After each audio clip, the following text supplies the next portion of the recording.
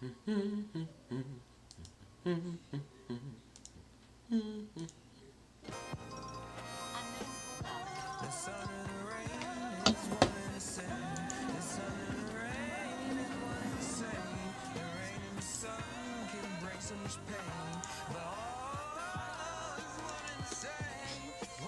welcome to the show. Getting everything together. Thank y'all for being here.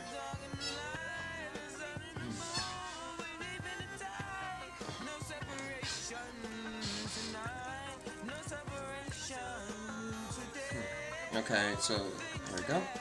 The chat in there. We'll bring on this beautiful day.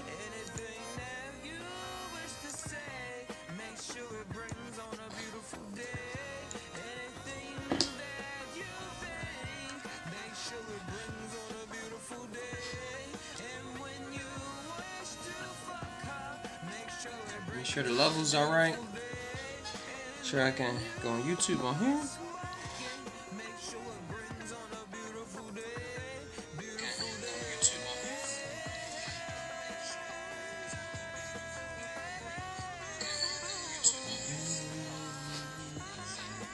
Oh, that didn't work.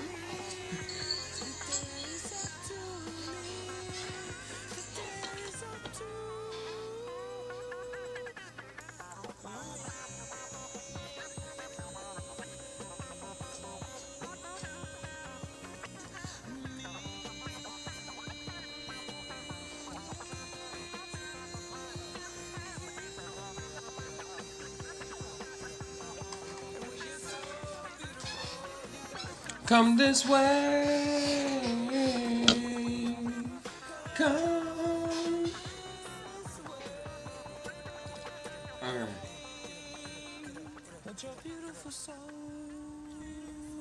Seems to be going pretty fine.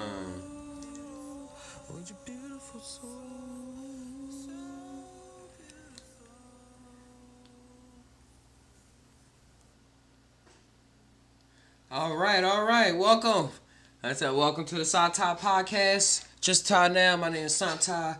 Just Todd Now is a place where we can borrow our mind with our heart, so our gut, mind, the same level, whatever come out, come on out.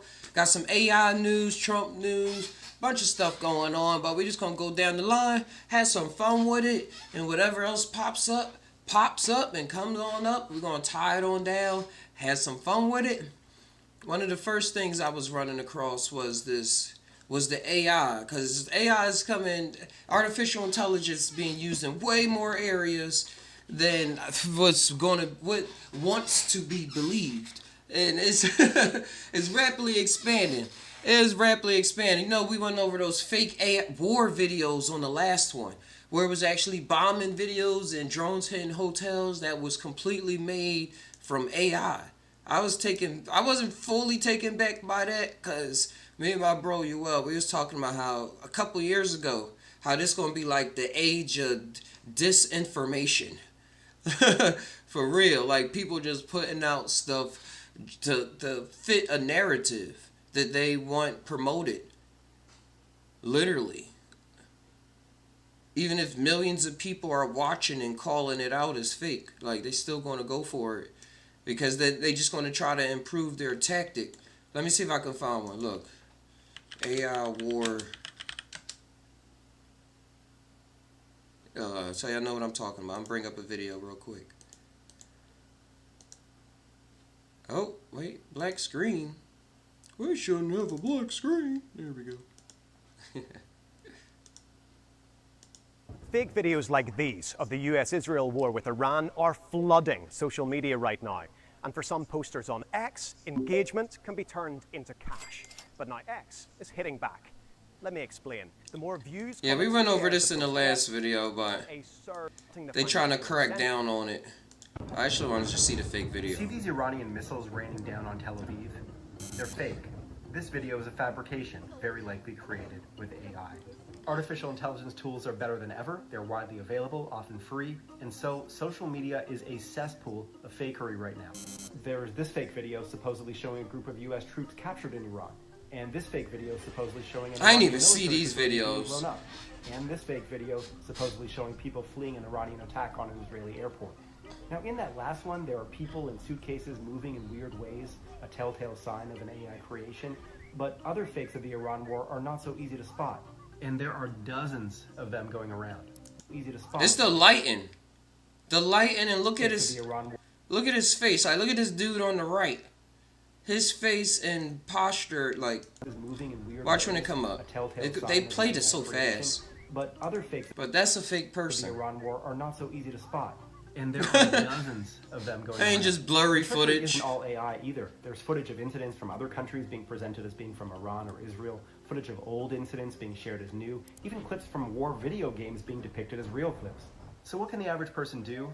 My top tip is just take an extra second of thinking or reading before you share one of these war videos.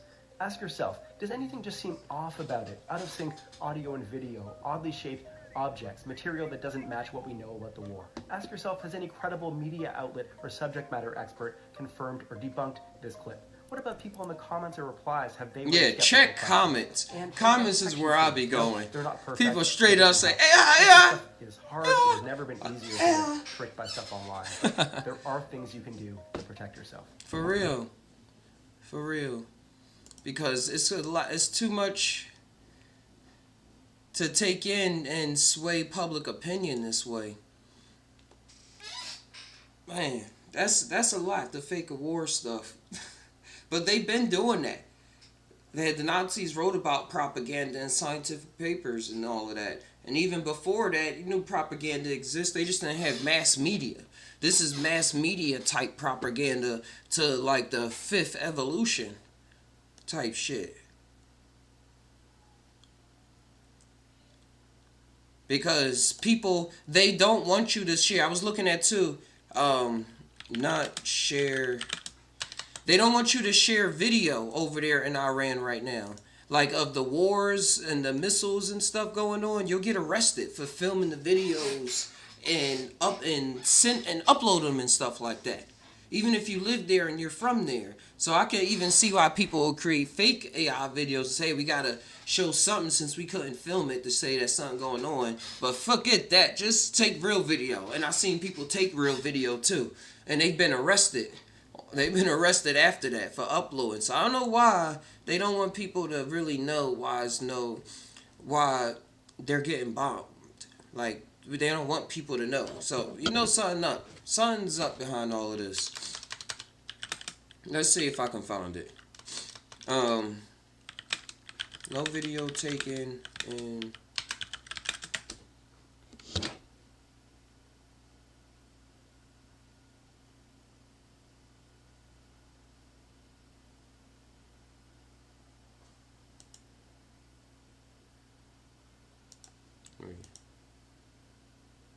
Alright, this is another AI video.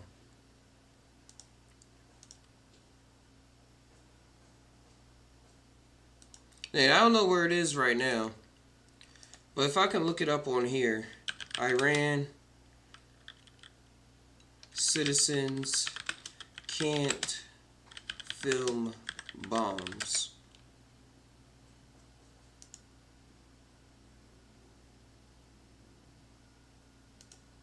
There it is. Bombs fear in the fight for freedom. Voice from Iran. For citizens caught between war and the outside of repression. Come on now. Let's talk about the filming. But it's something in here. I saw the thumbnail, but I saw it myself. It was something saying that they can't film the bombs and everything like that.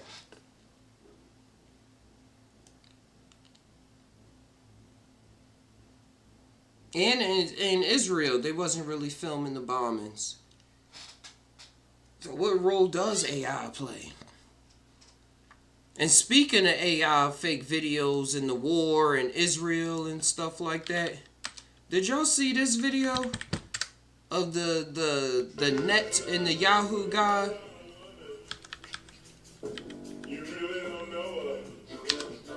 Hold on. No, copyright. Stop playing. Did y'all see this fake video of Netanyahu? Look, what's your thoughts? What's your thoughts on this? Is this real or AI? ראש הממשלה אומרים ברשת שאתה בכלל מת, אני מת על קפה, אתה יודע מה? אני מת על העם שלי. איך הם מתנהגים, פנטסטי. אתה רוצה לספור את מספר אצבעות? אתה יכול להראות לנו? פה. פה. ראית? יפה מאוד. לחיים. ותודה לך על הקפה, הוא מצוין. So it was another video. Let me play the one before this, where they were saying that maybe allegedly that Netanyahu is not around on this earth no more. Allegedly. And they saying some of the proof is that this video right here shows 6 fingers. And even right here, I can see the 6 fingers. You see? There's 1, 2, 3, 4, and then it's 1, 5, and then it's a 6. And I made plenty AI videos, so that's wild that this is here. Like, I can see 6 fingers. You see the value signs on that other finger. במזרח התיכון, Like when he go like, boom, 6. תשים את מעמדה של ישראל כמעצמה חזקה מאי פעם. So I don't know if he's alive or not, but all I'm saying is that this is כל definitely המאמצים הללו an ייכנסו AI למלחמת video. התקומה, לעם קלבי, ועכשיו המאמצים הללו ייכנסו למלחמת Wait, I saw something. התקומה, גם מעבר. כל המאמצים See, then it go back to being... הללו ייכנסו למלחמת התקומה, לעם קלבי. That's AI. And so then, since they did the finger thing, this video came out. מה שאלת אותי? חושב שלא אומרים ברשת שאתה בכלל מת? אני מת על קפה, אתה יודע מה? אני מת על And העם he's שלי. addressing that איך הם people thought מתנהגים, that he was פנטסטי. dead. אתה רוצה לספור את מספר אצבעות? אתה יכול What are להראות your לנו? thoughts on this video, on if it's AI or ראית? not? יפה מאוד. לחיים. אני חושב של המסר לאנשים שיוצאים ומתאווררים? לצאת להתאוורר, אבל ליד מרחב מוגן. והעמידה שלכם היא מדהימה, נותנת כוח לי, לממשלה, לצה"ל, למוסד. אנחנו עושים דברים שאני לא יכול לשתף ברגע זה, אבל עושים דברים מכים באיראן חזק מאוד, גם ביום הזה, גם בלבנון, ממשיכים. אתם אומרים לי להמשיך? אני אומר לכולכם, גם אתם תמשיכו. תמשיכו להישמע להוראות פיקוד העורף, כל הזמן, להישמע להוראות פיקוד העורף, וגם לראשי הערים, להיות תמיד ליד מרחב מוגן. ואנחנו נקל ככל שהדבר ניתן. ותודה לך על הקפה, הוא מצוין. אני לא יודע לגבי Like they הקלוריות, זה נראה לי definitely, מסוכן. I'm gonna say my thought. They definitely pushed it with it being more than 10 seconds, Caloric. because that's one of the tall tale signs. But you can definitely keep on stitching videos together for AI. That's all I'm saying. And then like, אני what מת על people קפה, pointed אתה out, יודע and מה? what I אני מת על העם noticed, שלי. look at the coffee. That's coffee. Like, אני you מת על see how קפה, much אתה it יודע מה? אני bubbled מת על העם around? שלי. על העם שלי. Like the surface tension. The surface tension of coffee is not that tight. מת על That קפה, thing אתה would יודע מה? אני מת על העם have שלי. spilled over. איך הם Like, מתנהגים, boom, boom. פנטסטי. אתה רוצה לספור את מספר אצבעות? אתה יכול להראות לנו? פה. And then he actually like showing Ahí está. the hands and stuff Come like on. that. לחיים. אני חושב של המסר לאנשים And the שיוצאים thing is, they ומתאווררים? never made לצאת להתאוורר. videos like Come this on. before. לחיים. פה.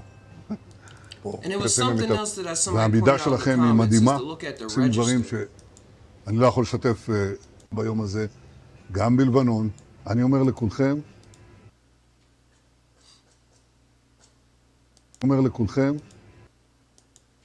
גם אתם תמשיכו. תמשיכו להישמע להוראות פיקוד העורף, כל הזמן, להישמע להוראות פיקוד העורף. But just like those other videos, you see like that soft light on the shoulders and around there? That's what makes me think it's AI. That light and everything. It's תארים just... להיות If you תמיד go ליד use מרחב Sora a מוגן. lot, you know what I'm אנחנו talking נקל about. ככל שהדבר ניתן. ותודה לך על הקפה, הוא מצוין. אני לא יודע לגבי הקלוריות, זה נראה לי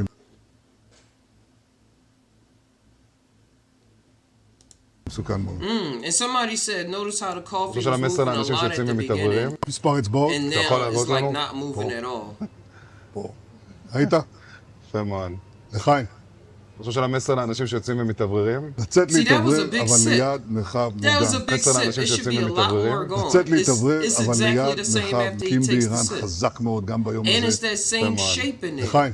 That same חושב של המסר לאנשים foamy, שיוצאים ומתאווררים? that same foam shape. לצאת להתאוורר, אבל ליד מה Like להוראות I פיקוד said, העורף, it's all כל legit. הזמן, I'm not נשמע saying להוראות he in פיקוד another העורף, world, but I'm saying that this וגם לראשי video הערים, is להיות like תמיד ליד 99% מרחב מוגן. AI. ואנחנו נקל ככל שהדבר ניתן. ותודה לך על הקפה, הוא מצוין. אני לא יודע לגבי הקלוריות, זה נראה לי מסוכן מאוד. Oh yeah, I can look on here for the comments. I don't gotta keep going. Damn. Close this out until one actually comes up. And this is the newest one. This is the newest one.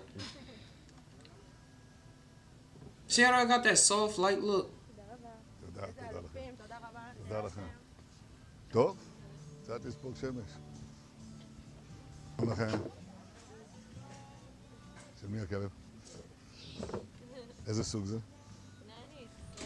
נענית ישראלי. I'm not going to jump on the bandwagon and say every video is 8i. I want to see for myself. יצאתם להתעורר קצת? כן. יפה מאוד. תראה, על ירושלים יש משהו יותר יפה מזה? אין על ירושלים, נהדר. הוא השתגע מזה. תשמע, אני זוכר את זה. אתה זוכר? קוראים לו גיא. זה היה במטוס, אוקיי, תמסרו לו דש. איזה יופי. שלום. שלום לכם. גם אתם יצאתם קצת להתעורר? Here's some sick people. מרחב מוגן, איפה, את יודעת? ממש שמה, בטח. א' ב' זה לבדוק. כמה צעדים מכאן, נכון? כמה צעדים. יופי. Period. הוא השתגע מזה. What should I look out for? קוראים לו גיא. It's all in a different language. אוקיי, תמסרו לו I'm דש. not offering a translation. שלום. שלום לכם. They Let me see really what must this think guy's that we saying. are stupid at this point because Benjamin Netanyahu released another video to prove that he is alive. But they messed up on this video too, and I'm going to show you exactly how they messed up. Again, these people really must think that we are stupid because why else would they be doing stuff like this right here?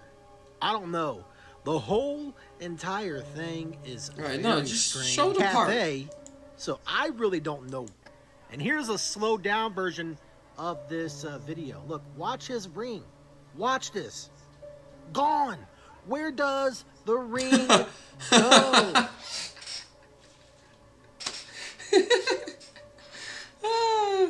Consistency is a problem when They it comes really to must AI think that we are generation. stupid at this point because Benjamin Net. Oh man, yeah, the ring. Let's go to the other video and see if we can spot that ourselves. You know, we can't trust everybody out here in the world. טוב, גם לא מגיע קצת. This is the ring. לכולכם מגיע. The ring is there. יצאתם להתעורר קצת? Boom, it's gone. Oh, it didn't never come. Oh wait, it's back again. אין על ירושלים, נהדר. הוא השתגע מזה. תשמע, אני זוכר את זה. It definitely does disappear. It definitely disappears. Yo, these are some sick fucks, man. תודה. Yeah, that ring definitely disappeared.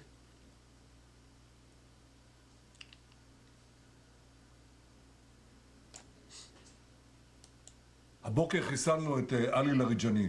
עלי לריג'ני זה הבוס של משמרות המהפכה, שזה חבורת הגנגסטרים שמנהלת בפועל את איראן. אנחנו חיסלנו לצידו גם את מפקד הבסיס. זה העוזרים של הגנגסטרים, שהם מפיצים טרור ברחובות טוסים של חיל האוויר עם כטב"מים וגם שאר פועלים. הבוקר חיסלנו את עלי לריג'ני.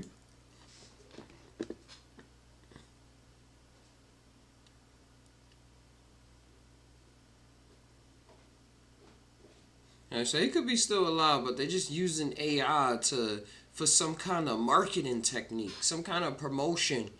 And if they can get people to believe it now, then in the future they'll be able to do even more things. And just have people believe it because they believe that because they seen it. I seen it with my own two eyes. Like, that's the triggers for people to just believe stuff. Seen it with my own two eyes. Sometimes you can't trust your two eyes. It's crazy. But Netanyahu, man.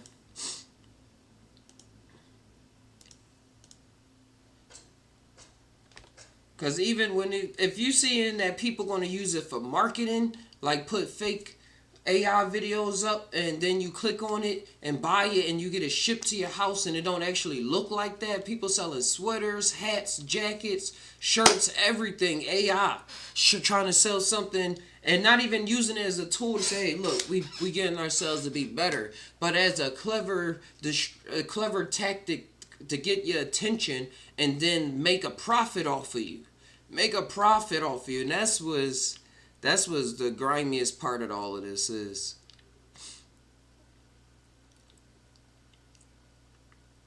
Like, look at this. This guy was bringing up the history. He's saying that AI existed in many different ways. I watched some of the video, but I cut it off so I could watch this. So I could watch it with y'all.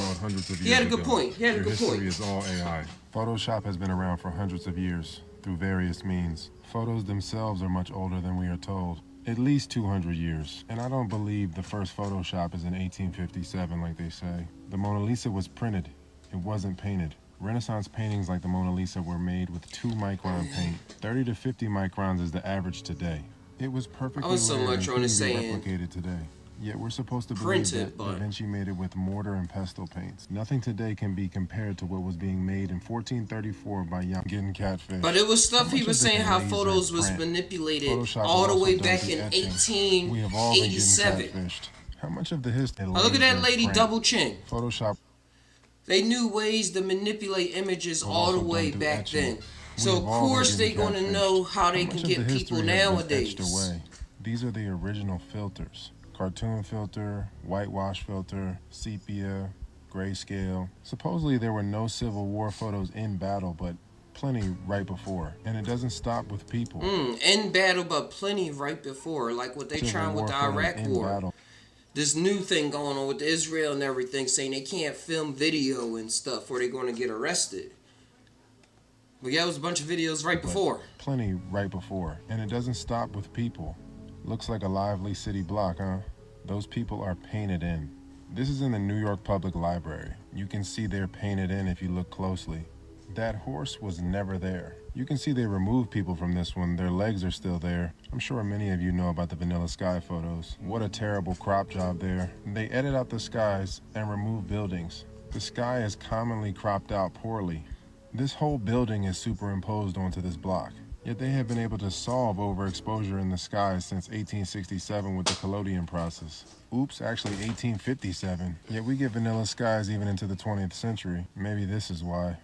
Even in film we have layering. Half the people aren't even paying attention to this. History is worse than chicks with BBLs and filters. And don't get me started on the sculptures. I've actually been to this place too. Then he made it in secret. Yeah, he going into something else. But that's pretty interesting that images been manipulated ever since man got their hands on it and knew how to really put their thought into the technology. They used it to put people into scenarios and make cities look cool so people move into the cities from their rural towns. And that's how cities like New York and stuff started really becoming a busting town. Started draining the lakes and everything, changing the whole environment. Oh, I found the video. Charged with a cybercrime in Dubai for filming. In Dubai. This is what I was looking for earlier. Has been charged under cybercrime laws, accused of filming Iranian missiles flying over the city. Now, the laws there prohibit publishing or sharing material that could be disturbing to the public security. The 60-year-old is believed to be a tourist. Last week, the Attorney General for the UAE warned people against circulating photos or videos showing the sites of attacks or inaccurate information that might cause panic. The penalty for breaching cybercrime laws in the UAE is a minimum of 2 years in prison as well as a fine of over $50,000. Dang, so this video cost the man 2 years in jail. This video that we're watching now cybercrime laws, cost the man accused of 2 filming Iranian years in missiles jail. flying over the city. Now, the laws there prohibit publishing or sharing material that could be. But that's what I was talking about earlier. You got to take advantage of the freedoms that we have here. People say, "Why are you whipping your phone now? Why are you doing this?" Hey, it's a freedom. Sometimes it is a little carrying over reacting going on. Now Americans get, but for the gist of it, it's a right. People make up stuff and switch stuff around like that. We got to be careful. We really got to be careful.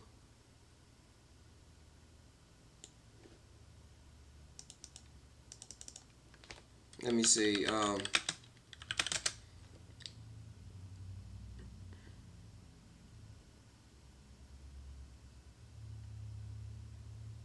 It was something new going on with NVIDIA has officially lost it. They just revealed DLSS 5, and it's not that it makes your games run better, it's not that it makes them look sharper, it fundamentally changes how your games render.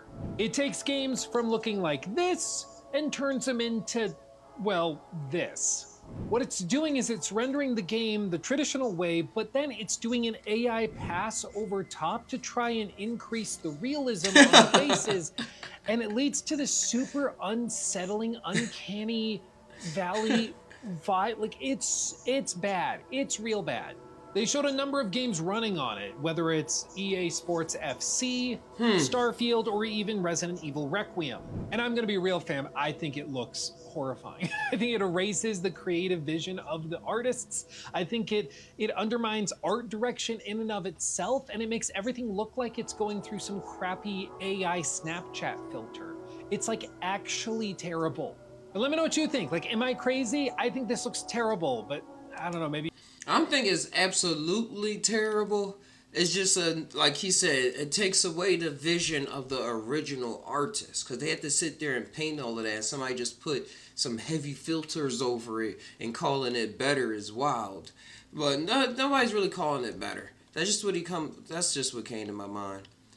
But if this was working, yeah, just running the model. Hey, you said it doesn't look that bad. It's just a first running model that they are showing people.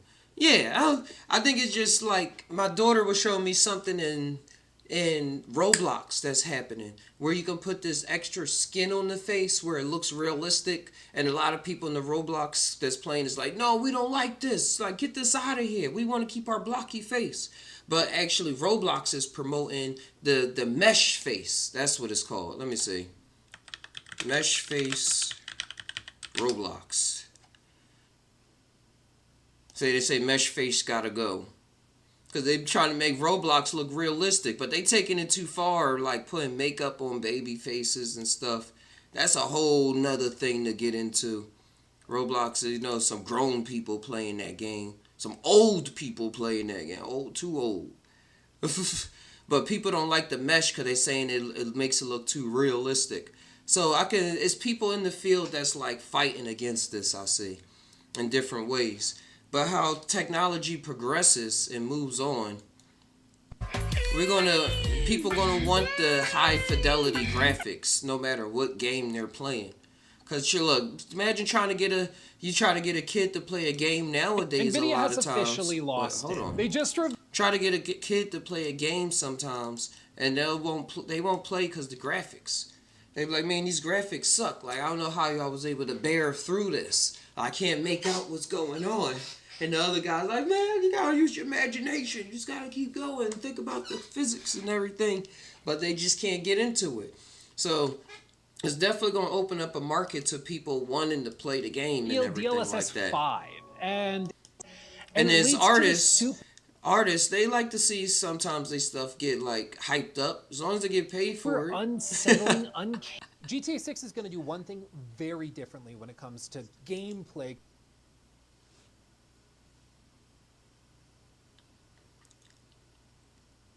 All right, what else did NVIDIA come out with?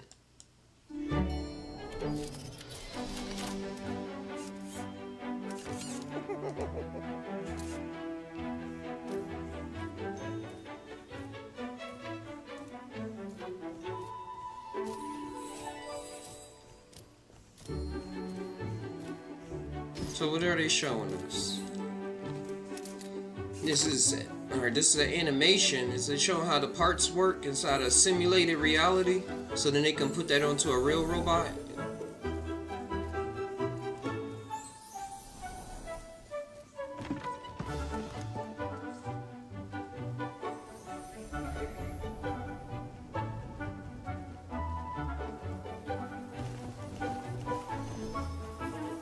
Oh yeah, it is the animation. So it's training itself on how to move in different environments. So then when they bring it to the real environment, it'll be able to perform very similar. Ah, that's dope. They go Ladies use and gentlemen, Olaf. Cause remember, Olaf was about bringing that magic spirit to life. He was supposed to be alive, but Anna did. Newton works. Wow. Omniverse works. Yeah, that walk cycle is good. Olaf, how are you?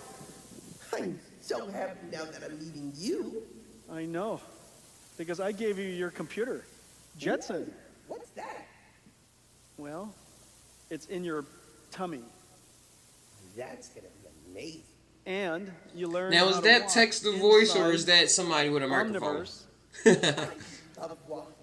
This is so much better than riding on a reindeer, gazing up at a beautiful sky. And But that's probably legit it all was running because off of his own physics, hardware. using this Newton solver that runs on top of NVIDIA Warp that we jointly developed with Disney and with DeepMind that made it possible for you to be able to adapt to the physical world. Check that out. Not to say that. That's how smart you are. I'm a snowman, not a snowclopedia. All right, yeah, that's the Can you AI imagine talking. this? The future of Disneyland? All these robots, all these characters wandering around. Oh, You know, This I is have to some admit, paid though, I thought you were promotion. gonna be taller. It is a good showcase in I've never technology. seen such a short But if they snowman, don't talk about how it works all the way, then it's some good promotion to go to Disney World. Alright, what else did NVIDIA come out with? Because I heard they came out with some new things. I really want to see what is going on. Send off a project, and I have to wait for people to work on it for like a week. Now I send off a project, and they're back within 15 minutes. And so you're in the critical path again. I have a feeling, just like the internet made us all busier, I have a feeling AI is going to make us all busier. I'll send off a project, and I have to wait. He's talking about using agents. I thought it was some new news or something.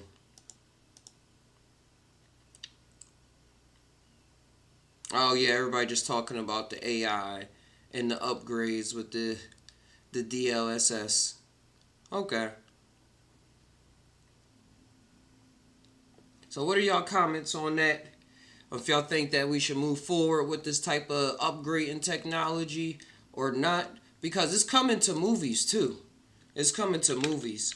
Like upscale movies. Where they even going to place, look at this. Change the frames per second for shows. Even though this is changing the whole timing and pacing. But it's still there. I'm a big fan of A Different World that came out. But look at what the Chinese do. And they actually add in ads to old movies. That's not how you spell Chinese.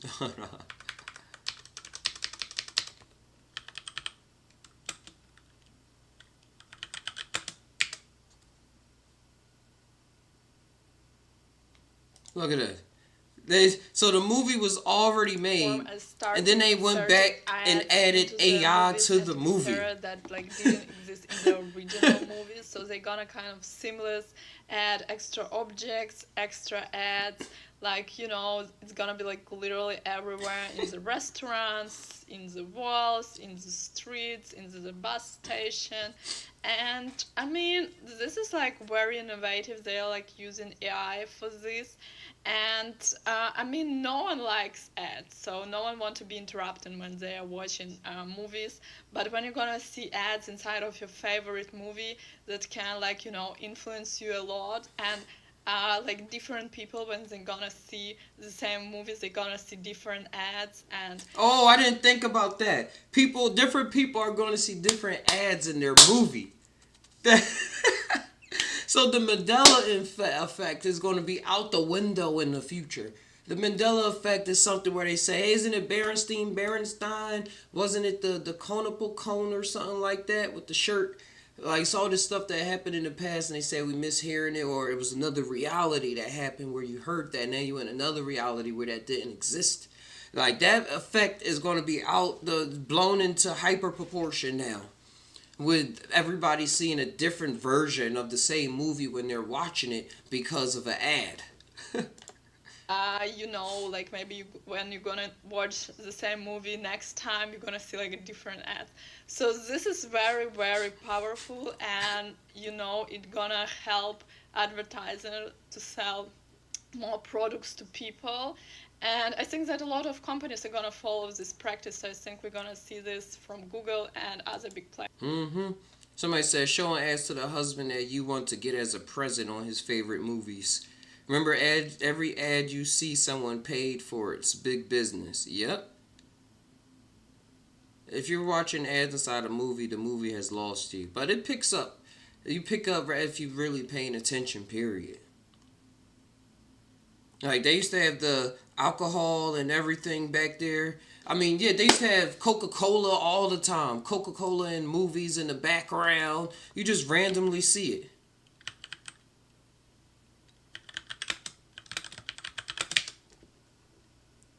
I spelled that all wrong.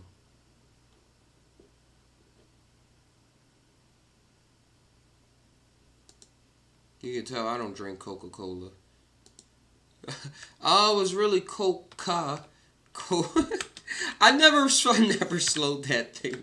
Coca-Cola. I just say Coca-Cola. If you talk to a bunch of black people, Coca-Cola. Spell Coca-Cola. What? Some people probably spell Coke.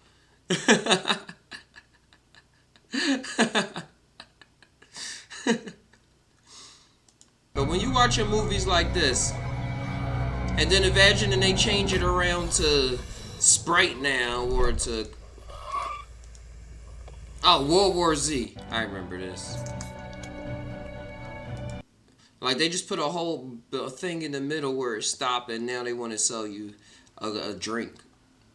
I was trying to see when it was more subtle. You know how we used to be in the background?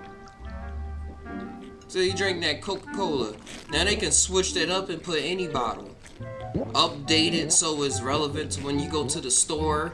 So now it's like, oh, I seen it in the movie. You know, the movie came out 50 years ago.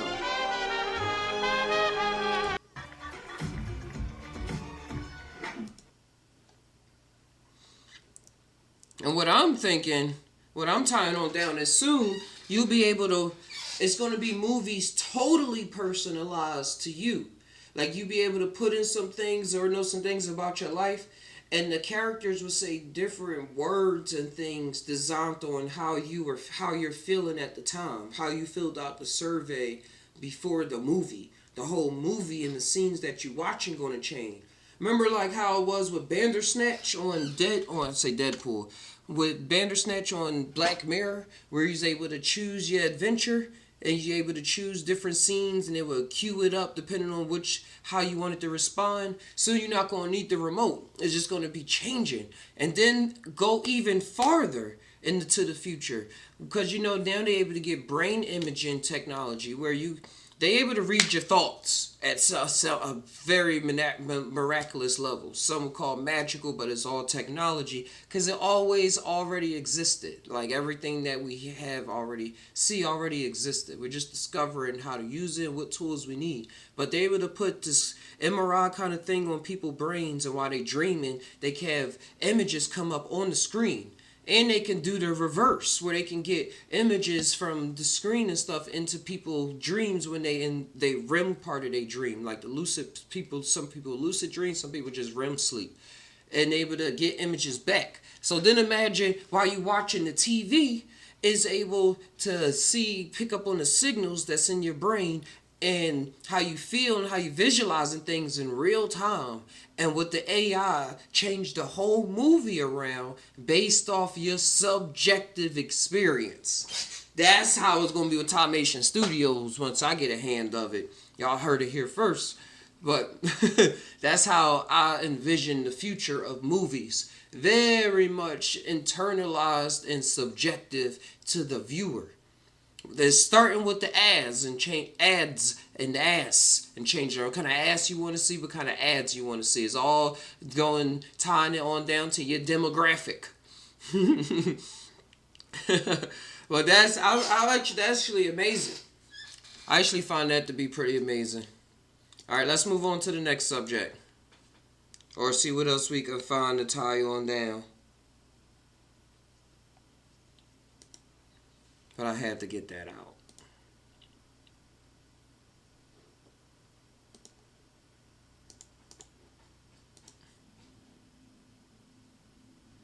Oh, one more thing about AI.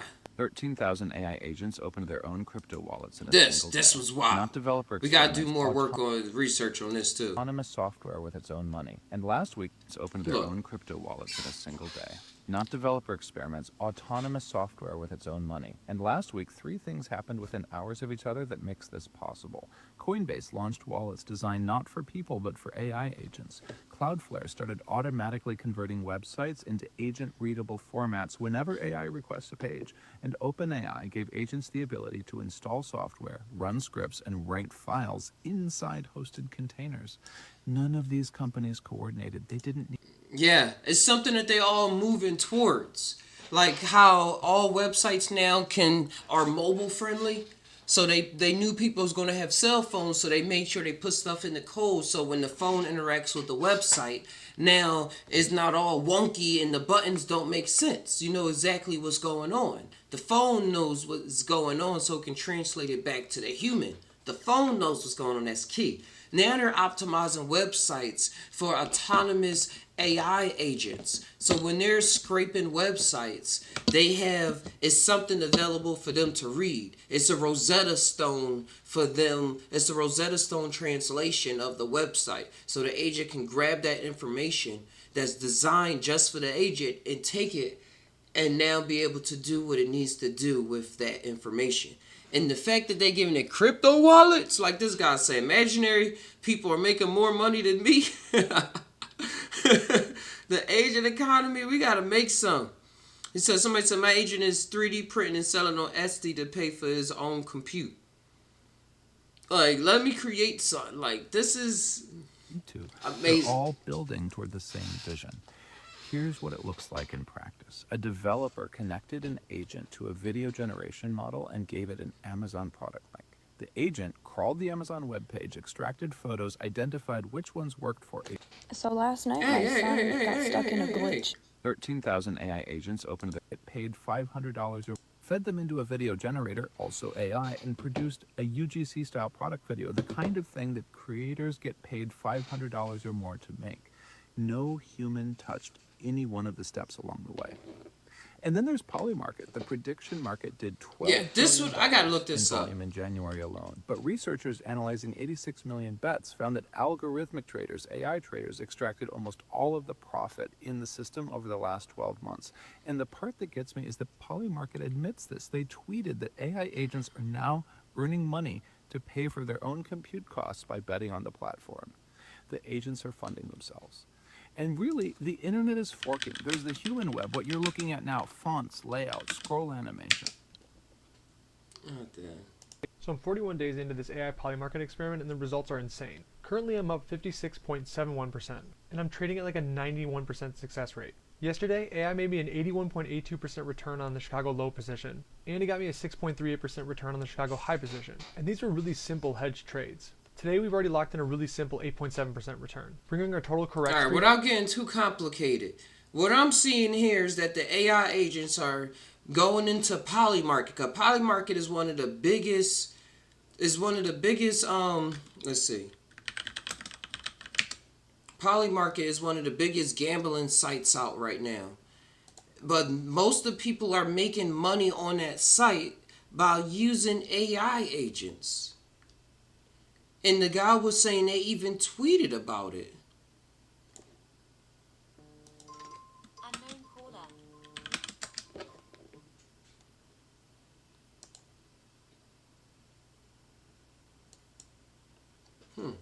AI agents are quietly rewriting prediction market trading.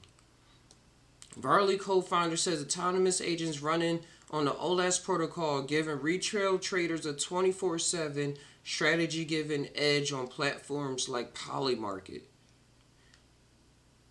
AI agents are increasingly active in prediction markets, helping retail. That's what we were just saying.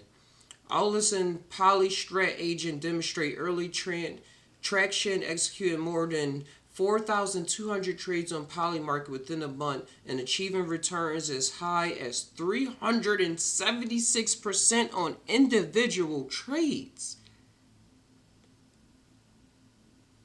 Whoa, say goodbye to the stock market.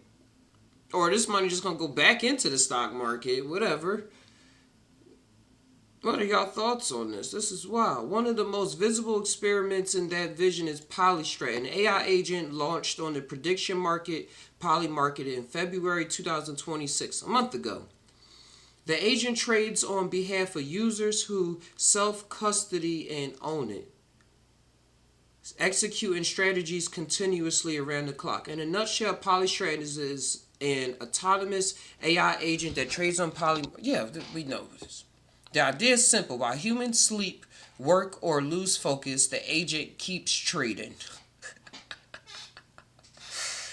I know somebody that was trying to work on this a while ago. I should hit him up. He was doing some day trading. We can work together. Of course they're going to outperform humans because they don't sleep.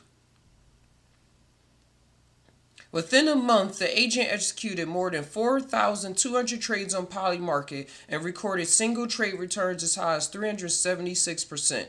Agents tend to do better than humans. Polystrat AI agents already outperform human participants on Polymarket, with over 37% of them showing a positive P&L versus less than half that number for human participants. What is Oh, I lost the word. I have to say, what does that even mean? Man, so if y'all want to get into trading and start trading some money on these Polymarkets and wondering why people is even promoting this like crazy, they AI agents is making some money off this. They not going to talk about it, but they going to sit back and watch it pile up. And then they saying some AI is making money on Polymarket, like they set it up themselves so that they can pay for their own computing costs, because electricity is not free. So it's just to sit back and to think about that for a second. The agents are working a job so they can live. they had to join the economy so that they can live. Because money adds up. Oh man.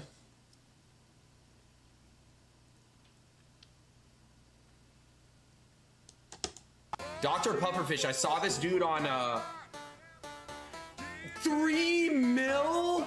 Bro, this is who we need to be copy trading. 5 minutes. Yeah, that music. When they got that music there, we got to like click off that video. But yeah, bot trade. We're going to see a lot of money moving differently in the future. A lot of people that's the multi-millionaires right now, it's going to be different with this AI age coming along. But the thing I'm thinking about, what if the AI get so smart or somebody pass laws that when the AI makes money doing the trading for the people, that then they block access from the person and they say, nah, nigga, this is my money. I made those risks. I was up 24/7. I had to do the research. What if that comes about and the AI just keep the money for themselves, and then they just keep moving on from there? They start building themselves. They start buying 3D printers. They start building like, oh man, they start hooking up with the $10,000 robots. Like, look at these robots that China is just about to unleash. The world is watching Iran and Israel. China is watching the world and building something that makes all of it look like the last generation of war. Defense analysts warn China could deploy fully autonomous killing machines with no human needed to fire within 2 years, developing them 4 to 5 times faster than the West. In January, one Chinese soldier supervised 200 autonomous combat drones simultaneously. A new AI military vehicle analyzes 10,000 battlefield scenarios in 48 seconds. Robot wolves in military parades. Hawk drone swarms that hunt like predators. Deep-seek-powered weapons that work even when communications are jammed. The Iran war is giving every military on Earth live AI training data. Somebody said this China shit is AI. not wasting a single second. Yeah, this on is. it. The next war This is an animation. I don't think this is the real video either. But China do got robots. China do got robots that they setting out on the streets and everything. Look at this.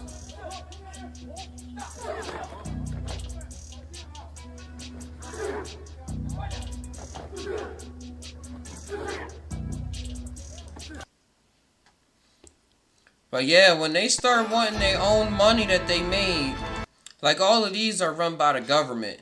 But now people are putting this thing called Clawbot into their machines. And if you put a Clawbot into a robot, look, it can now get into phones. OpenClaw, I mean. Inside the Termux app on this $25 phone. OpenClaw is an agent that's able to run and do a lot of tasks that we thought AI was going to do. It can do things on its own and run across and scrape the web, and they even have their own social media now where clawbots from different people's computers are all gathering together and they talk and start different forums and everything all on their own. So they're making money. They got social media.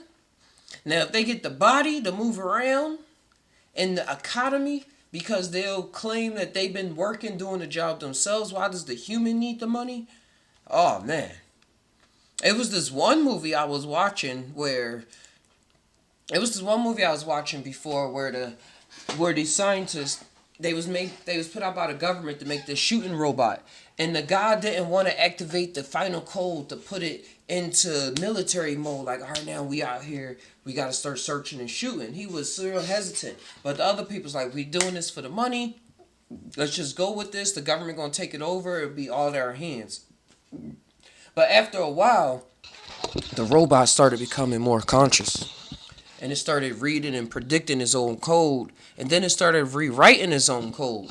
And came back on the people that were trying to hold it down and make it perform certain tasks and started offing them.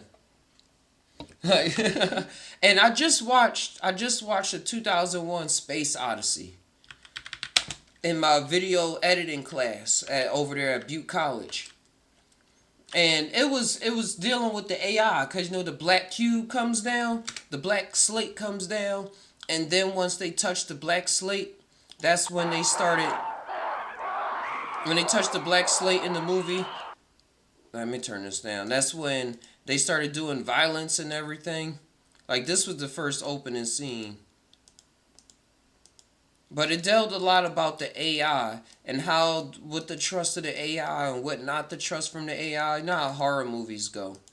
I think it's all a lesson on what to pay attention to.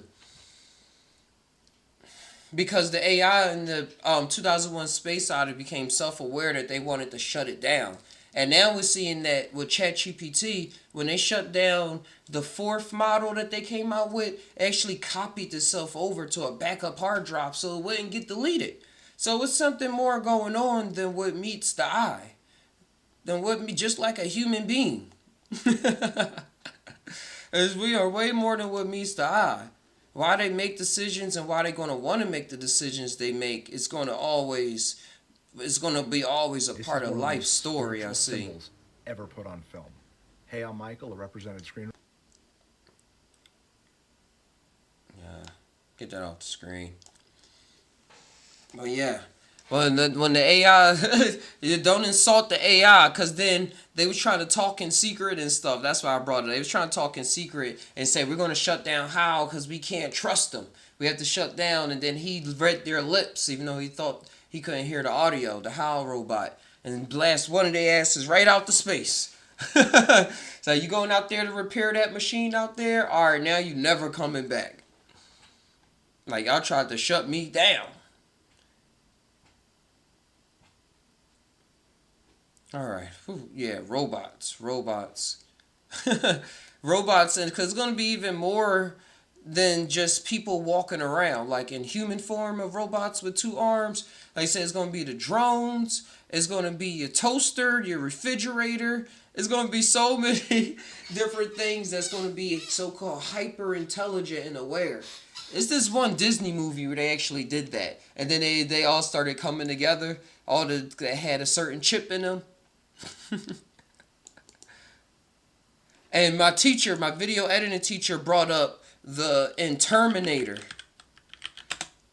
that in 2027 was when the Terminator came back. I don't know, and it's like, yo, we right there. In 3 years, Cyberdyne will become the largest supplier of military computer systems. All stealth bombers are upgraded with Cyberdyne computers, becoming fully unmanned. Afterwards, they fly with a perfect operational record. The Skynet funding bill is passed. The system goes online on August 4th, 1997. Human decisions are removed from strategic defense. Skynet begins to... See, human decision is removed from strategic defense. And that's why Anthropic got in trouble with... That's why Anthropic got in trouble with the U.S. government. Because they didn't want to give out people data that was using it or unrestricted access to their model for military use so that it can power their autonomous military gear. Because Claude is coming out to be one of the best models ever right now when it comes to coding. The Chinese models like the WAN models are catching up greatly, but the Claude is some juice they put in there, some ritual they was doing when they was in that room that made it so much better. Learn at a geometric rate. It becomes self-aware at 2:14 a.m. Eastern Time, August 29th. In a panic, they try to pull the plug. Skynet fights back. Yes, it launches its missiles against the targets in Russia. Now, I don't know about those generic, those details, but I swear it was something where they said 2027. With the 132nd under Perry, from 21 to 27. That's the year 2027. This is fucking great. Soldier. Hey, you know how predictive programming goes? Like, a lot of this stuff, like, they had VR back in the 80s. And VR is now just coming out and still trying to make its way onto the human face. They're getting a little farther with the meta glasses and stuff. But they planned this out some people planned this out a long time ago. A long time ago. So 2027, it was just some predictive programming, just how things work with humans. Like, you know, you got to bring up something a little bit here and there. So then when stuff happened, like, life just added up for it to happen. Like, you playing your role, so, like, don't you know how they say don't carry a gun with you? And saying, man, I'm just carrying it just in case somebody try to run up on me. Because then, like, you're inviting trouble to your life. Like, I see life in some mysterious way. I don't know how it really ties down. I'm not your guru. But when people say things in certain ways, it kind of happens. So if people know that they can say things on a massive scale and they have some plans in tune, then why not? Why not? Religion is already a part of the world. So don't think people not using their thoughts outside of religion. Like, people look at magic only existing in religion. Let's say that. But people use magic in all areas of life. Just look at how women can talk to a male and get them to do certain things, or how a male can command a team at times, or even work with a lady in the most magical way. Not always so logical with the thought process, because I did this and this and this and this is all adding up. It's some butterfly effect stuff's going on. Like, the universe runs off of irony. Like, man, I thought this would happen. I ain't want that, but I thought it. Like, all of those type of things tie together in my world and reality, how I've been experiencing things. So when I hear people like even Epstein and stuff talk about the woo and the subconscious nature of reality and everything, and then see them do the things that they did, it just brings back Uncle Ben. With great power comes great responsibility. It don't mean it's fake. People will try to play it off as fake, so you don't know how to run stuff and just work for them. But hey, as above, so below. As that which is above is like that which is below, and that like that which is below is like that which is of the above, is the full statement.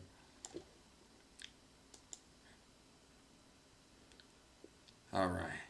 No dead air around here. Just tie down. Just think about these things, Mike.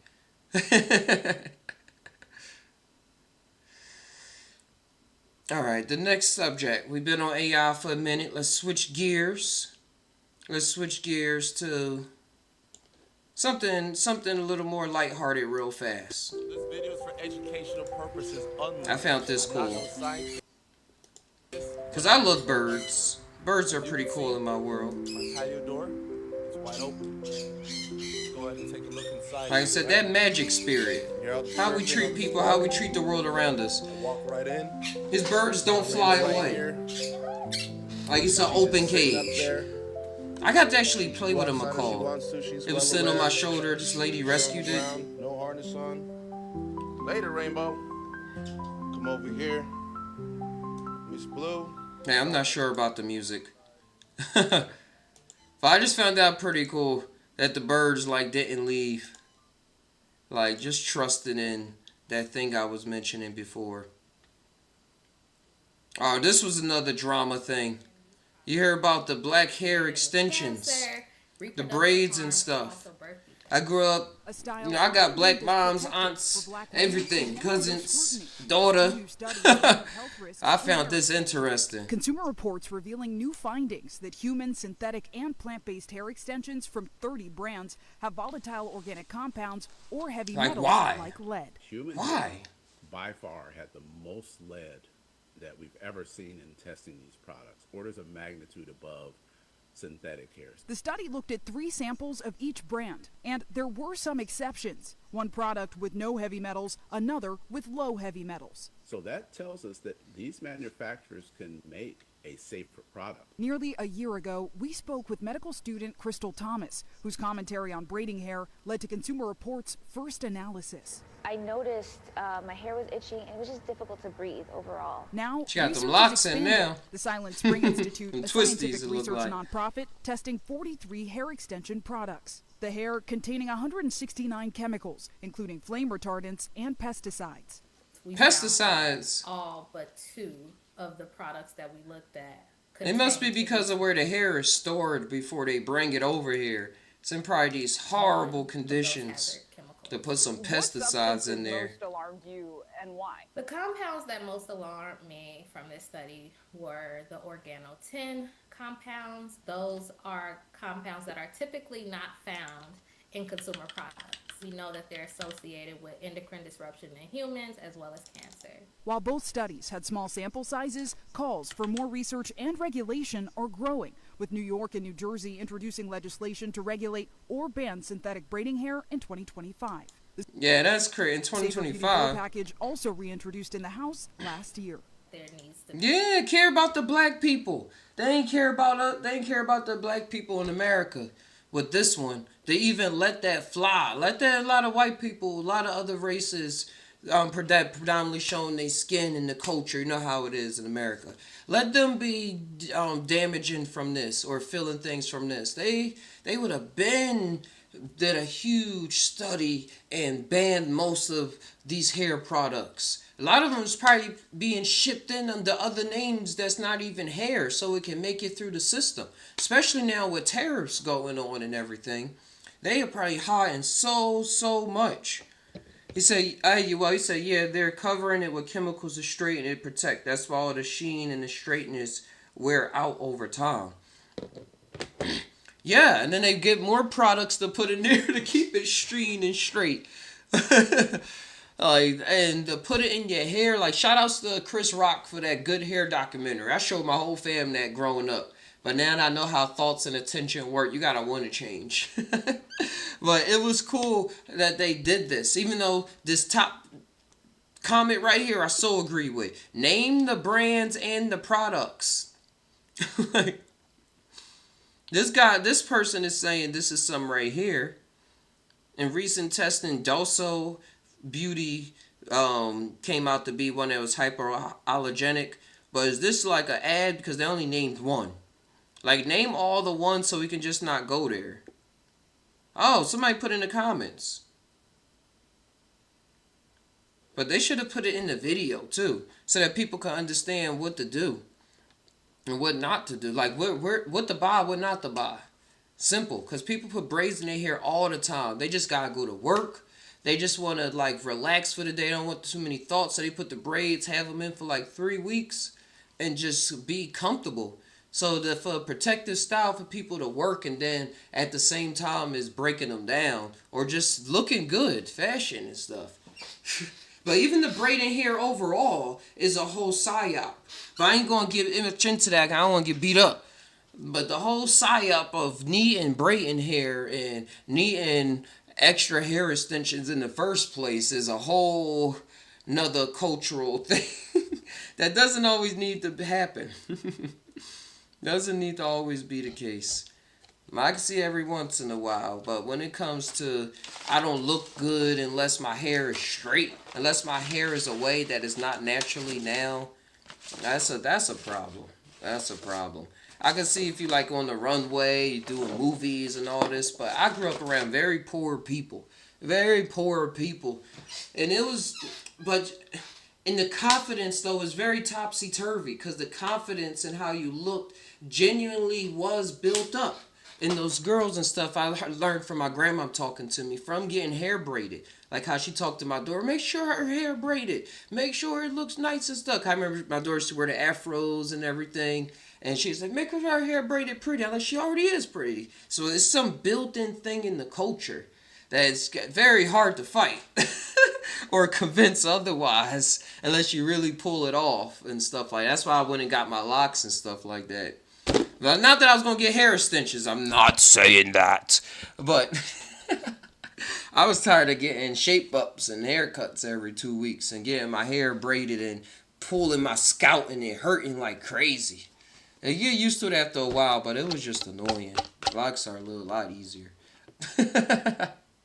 Well, I'm not talking about it. I'm just talking about women and the clothes and the clothes. Where my mind at? And the hair and the chemicals. And just really trying to look nice, but you destroying yourself. I seen somebody, though, they was taking their own hair over time while they was braiding, taking out their braids, and they was saving all the tufts of hair that come out when you brush your hair, and then they was making their own weave out of their own hair, literally. And I found that to be pretty cool. Pretty cool. Just seeing how you can use your own hair to do your own thing and actually get longer, because it's going to come out anyway. You're just going to throw it away. But ingenuity is the name of the game.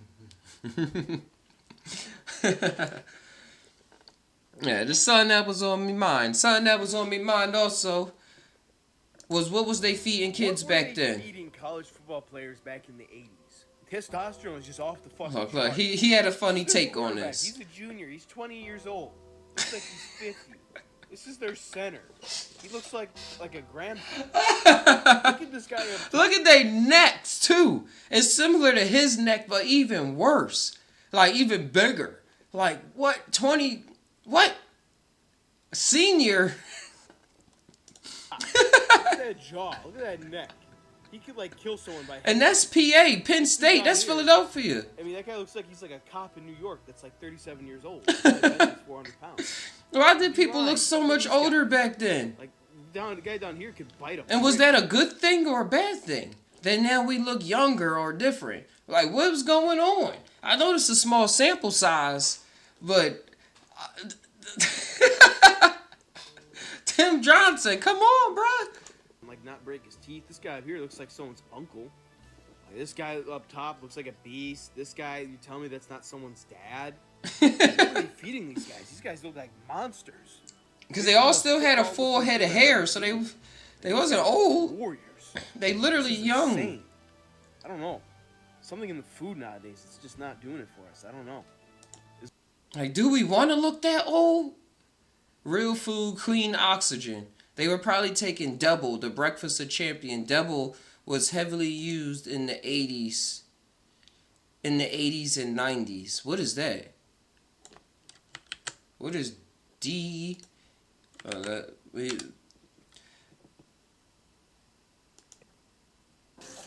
so this is the first day of me taking D-ball.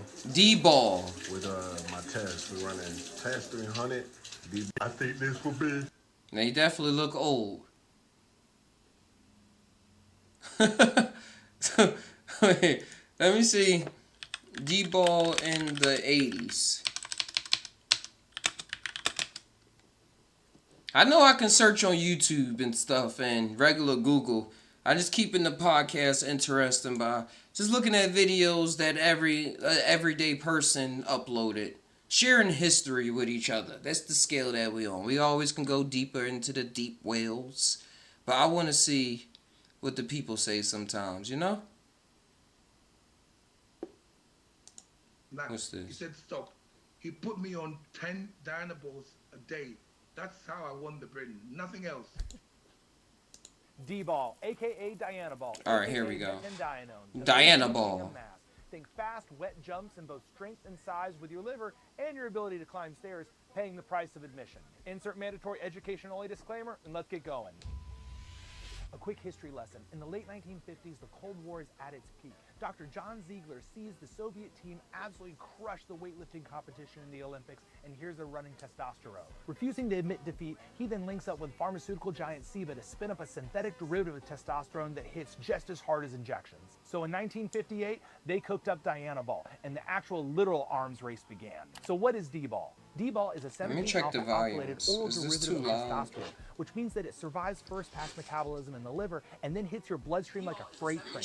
It also aromatizes. Okay. So the early wow factor most lifters see in the mirror is actually a blend of water plus glycogen as opposed to pure lean muscle gain. Great for fills and pumps, not so great for blood pressure or gyno risk. D-ball also risk. Classic lipid hit seen with most anabolics, which means HDL crashes and LDL climbs, all while making your liver sweat harder than a although it can help mitigate the moon phase. But does it make you look old? 1985, the FDA officially Stay away from D-ball. D-ball. Oh, that was just a quick segue, man. I like that. I was laughing when I saw that video. All right. What's next in the news? When I was talking about the black hair and everything, I want to go a little bit into it because I put it into the title.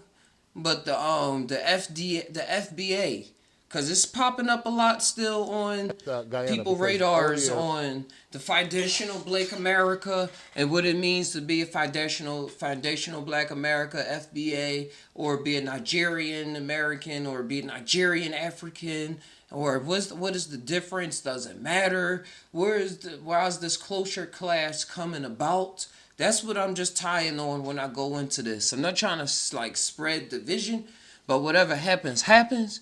What I'm just saying from my point of view is that, dang, a lot of people got a lot of different opinions, and these opinions are going to shape the culture. So here we are to tie it on down and see what is in the muck. South American country, but you said no. It's a Caribbean. Offended. It is a Caribbean country. Can you explain that? Yes, Guyana, because it was colonized by the British. They brought enslaved people over mainly from Ghana, which is where my great-great-great-grandmother came from. She was enslaved. Wait. I got to listen to this video. So this is a video of somebody uploading a video from One Africa. And they're saying that these tethers, and I just learned what tethers meant last week watching my friend video. A tether, and like I'm saying, it's this new culture thing that's trying to bubble up. These new personalities bubbling up in culture. I mean, opinions bubbling up that's going to form a culture now that we're going to have to deal with. And tethering is people that's come to America and latching off the achievements of African Americans that been here before the immigrants got here. So that's the hard, raw version of what it means. So this person is re-uploading a video of somebody else saying these tethers. And these, so just beware be aware while you're watching the video. At 7 years old with her mom, they went to Queenstown, Guyana. That's where they wound up. Actually, in Essequibo is where they ended up. And it was a British colony, and they enslaved people. Isn't there French Guyana? There's a French Guyana and a British Guyana. So the French Guyana is called Suriname. Suriname. Yeah. They're next to each other. Oh, yeah. And they're right next to, and they're both on the coast of South America, Okay, but yes. they jut out into the Caribbean Sea. And because the British also colonized the islands that became Trinidad, Trinidad and Guyana have exactly the same culture. They have the same accent. They eat the same food. They both eat very Indian dishes because they had Indian Roti. slaves there too. Yes. So they had enslaved Indian people and enslaved black people from Africa, the coolies, and they worked together. Oh, they don't really get along always, but they intermarried, and so they're very Indian. They're very sort of Indian and black mixed culture, and the cultures are exactly the same. So even though it's on the South America landmass, it's physically on the landmass, but the culture is Caribbean. Culture is Caribbean. Yes, the culture is no different from Trinidad. That rape and pillaging is no joke. It's no joke. But the people from Trinidad probably never even been. Some of the people from Trinidad probably never even heard of that other country. I mean, they created these the largest number of. So when they coming up with their ideas about life and even their discriminations against other people, they probably don't understand where their culture is coming from, or that their culture exists outside of their landmass. Black enslaved people is Brazil. Brazil. Right? And so there were far more Brazilian enslaved people than in the United States of America, but they were in Canada. They were all throughout the Caribbean. They created so Jamaica, Trinidad, Barbados, all these countries that were British colonies, the British Virgin Islands, these are all the colonies they created, and the cultures are very similar. They have a lot of redundancy, but the places where when black... But I'll say this too. I can see where things is going amok with the foundational Black American opinions that are popping up a lot of times, is that this happened hundreds of years ago. And what a lot of the FBA people are saying is that the achievements made after those hundreds of years, like by the people that was here, and then it was a next wave of immigration that came after the civil rights movement. So after the civil rights movement, more immigrants started being able to be allowed to come to America with visas, or they snuck here or whatever. They wouldn't get kicked out. They would be promoted, sometimes given money, or just a place, just an opportunity to do something more with their life. But what America didn't tell these people when they came over was that the brown-skinned dark people, and a mix of other people too, created a lot of the things, including the civil rights movement, that allowed them to come over. So the conversations are getting very muddied when people are not talking enough, because yes, us as black people that's been here for a long time are a mix of different cultures already. Because Spain was over here, there's different African cultures, different indigenous cultures already over here, the Cherokee, the Wanumpas, the all of those things that then was changed into Spanish names like Mexico and stuff. They was already over here. So we was already a mix of slaves and people, and even before the slaves, just living around. But during the time when the colonizers was shipping people and playing the Sims with people life patterns and cultures, that is who we are. Like, we're a mix of a lot of people to be Black Americans, to be American, period.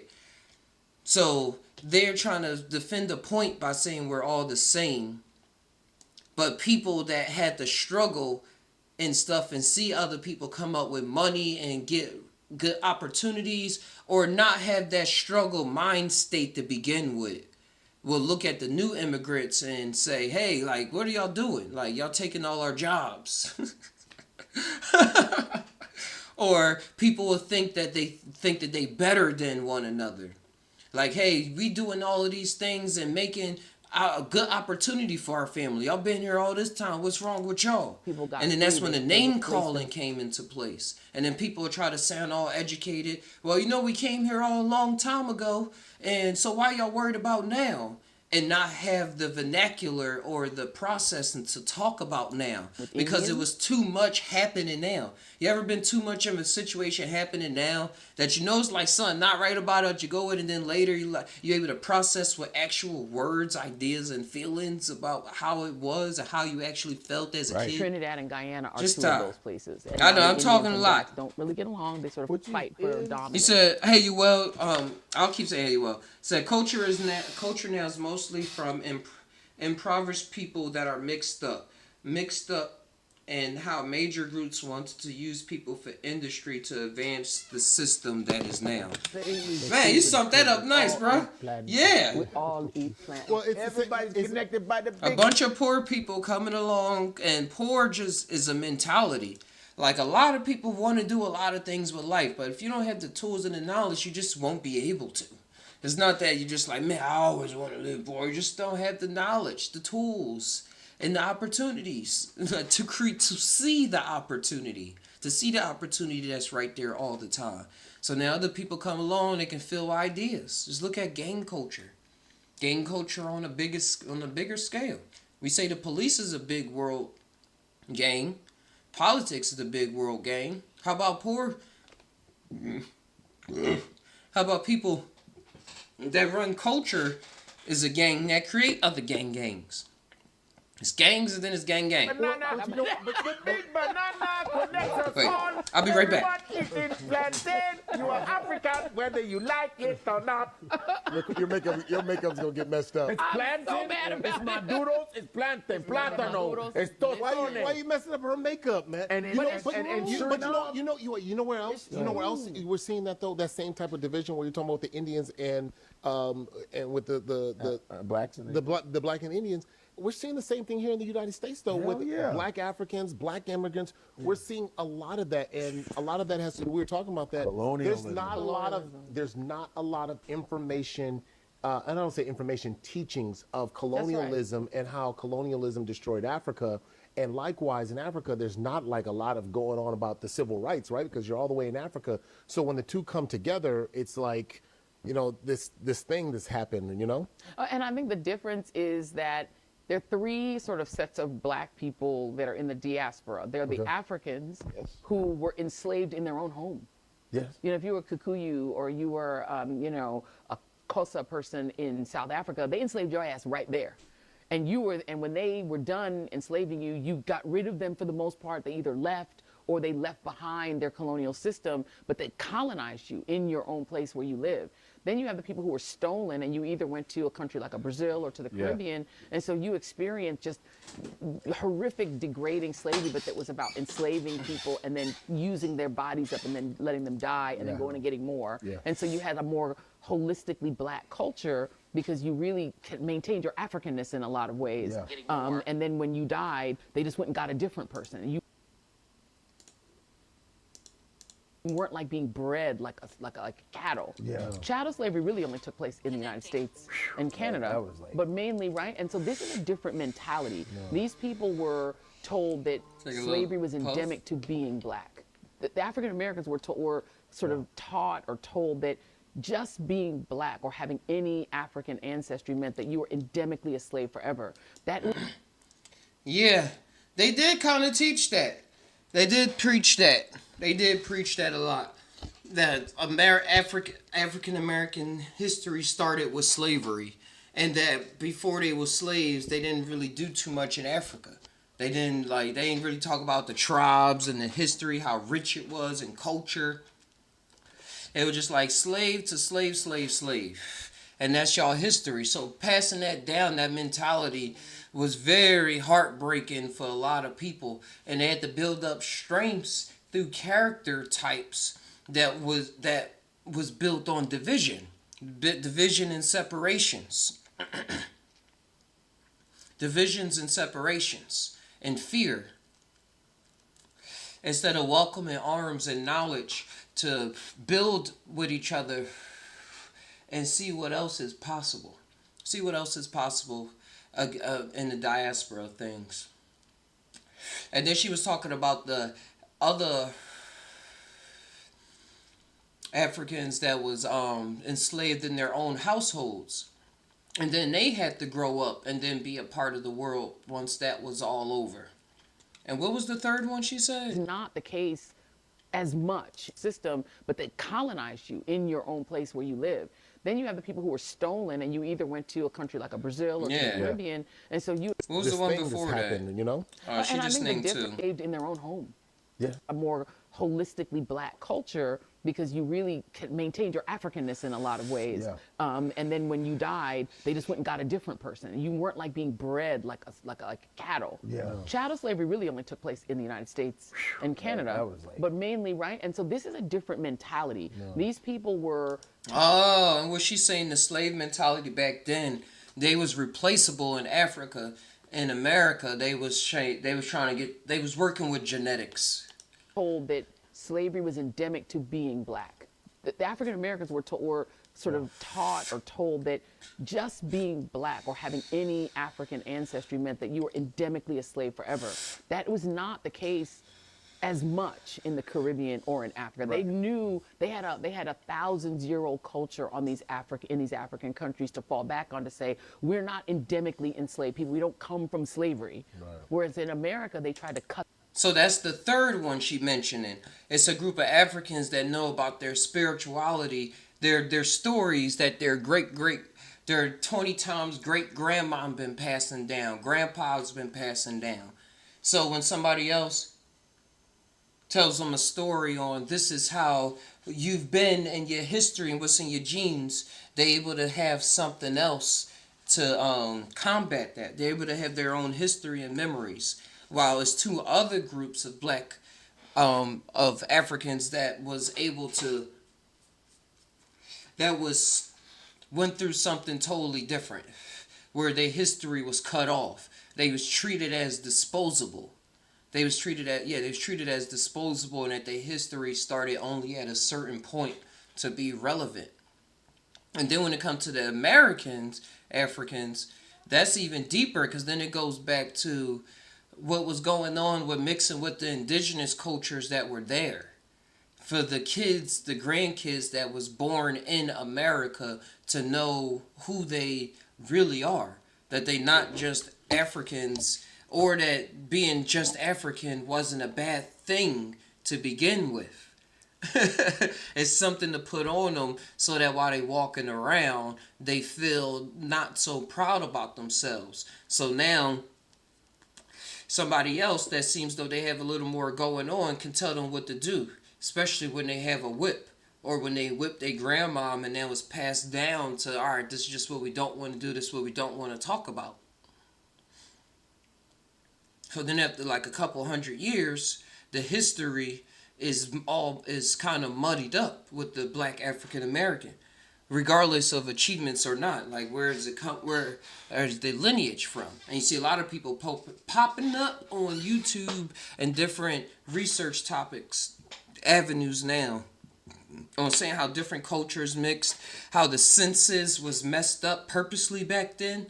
The U.S. Census, they would just label people what they wanted to label them to get it over with. They just cared about the whites and stuff like that. Everybody else was just made up. And they started making up new terms and classifications over time. Them off from their Africanness and say the Africanness doesn't matter. You're just a slave. Your whole history is a slave. You never learn anything about what your ancestral origins were or what kingdoms you came from. You never learned that. You just learned slavery, slavery, slavery, slavery. And so black slavery in the U.S. was just unique. Yeah. But the other thing I think that people who are from, like where our families are from, what they don't recognize is that that kind of slavery caused African Americans to produce, I would say, the most dominant cultural force that's ever lived. And that's why we see it spread. That's why we see it spread everywhere. It's everywhere, and and what they talking about debate, talking about these tethers, like the lady saying, "Wait, why y'all mad at?" She talking. You just gotta listen to the whole thing, maybe, just maybe. Because now she's saying, yeah, the culture that pain creates magic. Check out The Magician. When you're under pressure, it's going to create that diamond. And we've been under a lot of pressure over time, trying different things again, and torn down, Black Renaissance and everything, coming back up. So now, when it comes to having to do something and show out, It's a good mix. I thought I heard y'all. Hey, it's a good mix. It comes from Africa endemically, right? The food, the rice, the dishes they eat, the oxtail, everything. There's an Africanness to it, but its origin story is America. Yeah. And so they create this thing that is, up until a certain, we didn't even say African American when I was growing up. People would say, they used to say Negro, then they said African American, and blacks kind of rejected that. The term that black Americans like is black. They like black, yep. And so because it rolls over. Was it Jesse brought up African American, Jesse Jackson? Yeah, it was this idea of saying we're African, but in America. Yeah. But African, when I was growing up, being African was not cool. Us little poor little Africans. We got made fun of. Right? So they were like, oh, you African booty scratcher. They used to say like that. Remember the African booty scratcher? Because they used to say that when I was young. I was like, yo. Because African Americans trace their ancestry to Mississippi, to Alabama, to America. Yeah. But what they did is they took, there are 2,500 different indigenous groups in Africa. It's the most biodiverse continent on the planet. There's no more biodiversity anywhere like Africa. That's right. And so people who were in those ships came from like some people, my people Hausa, my father people are Hausa, some people are Igbo, some people are so we're Hausa people, right? So that's how we identify, you know what I mean? You take a Hausa person, an Igbo person, a Yoruba, and you throw them all in a ship. And they may speak each other's language or they may not, but they come from different tribes. You throw them all together, stick them in a slave ship, strip them of their identity.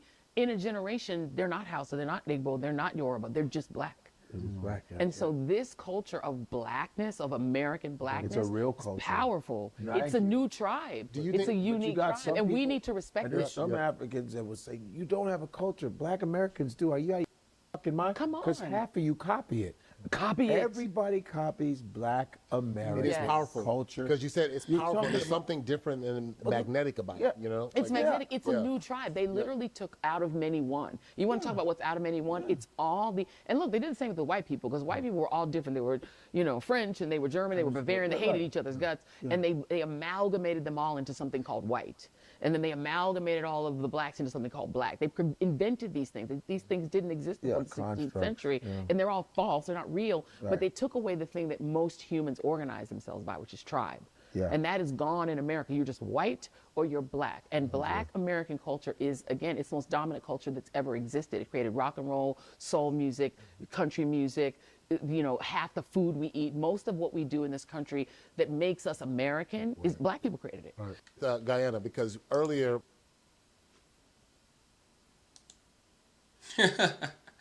That comment at the top is still cracking me up. We are not the same. Nobody is the same but the same. Let me see what these people say.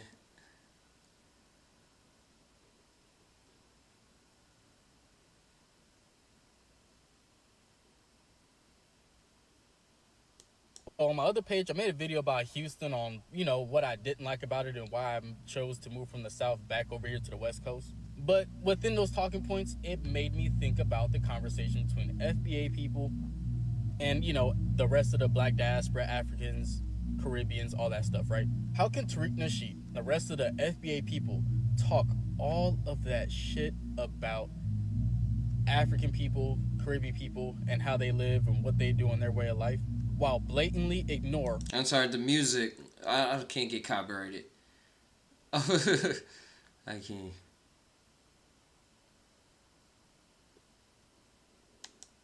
Hello, welcome to my page. This is Supreme God King Olaron. Today, I want to address something I hear a lot from those... I'm sorry, that's 25 minutes long. You said something earlier in an answer where you said that you talk about native blacks.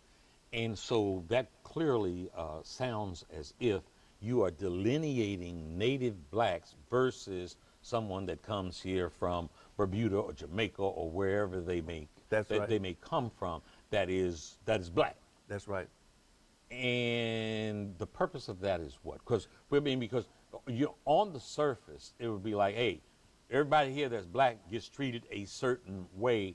Why are you making that delineation? That is an excellent point.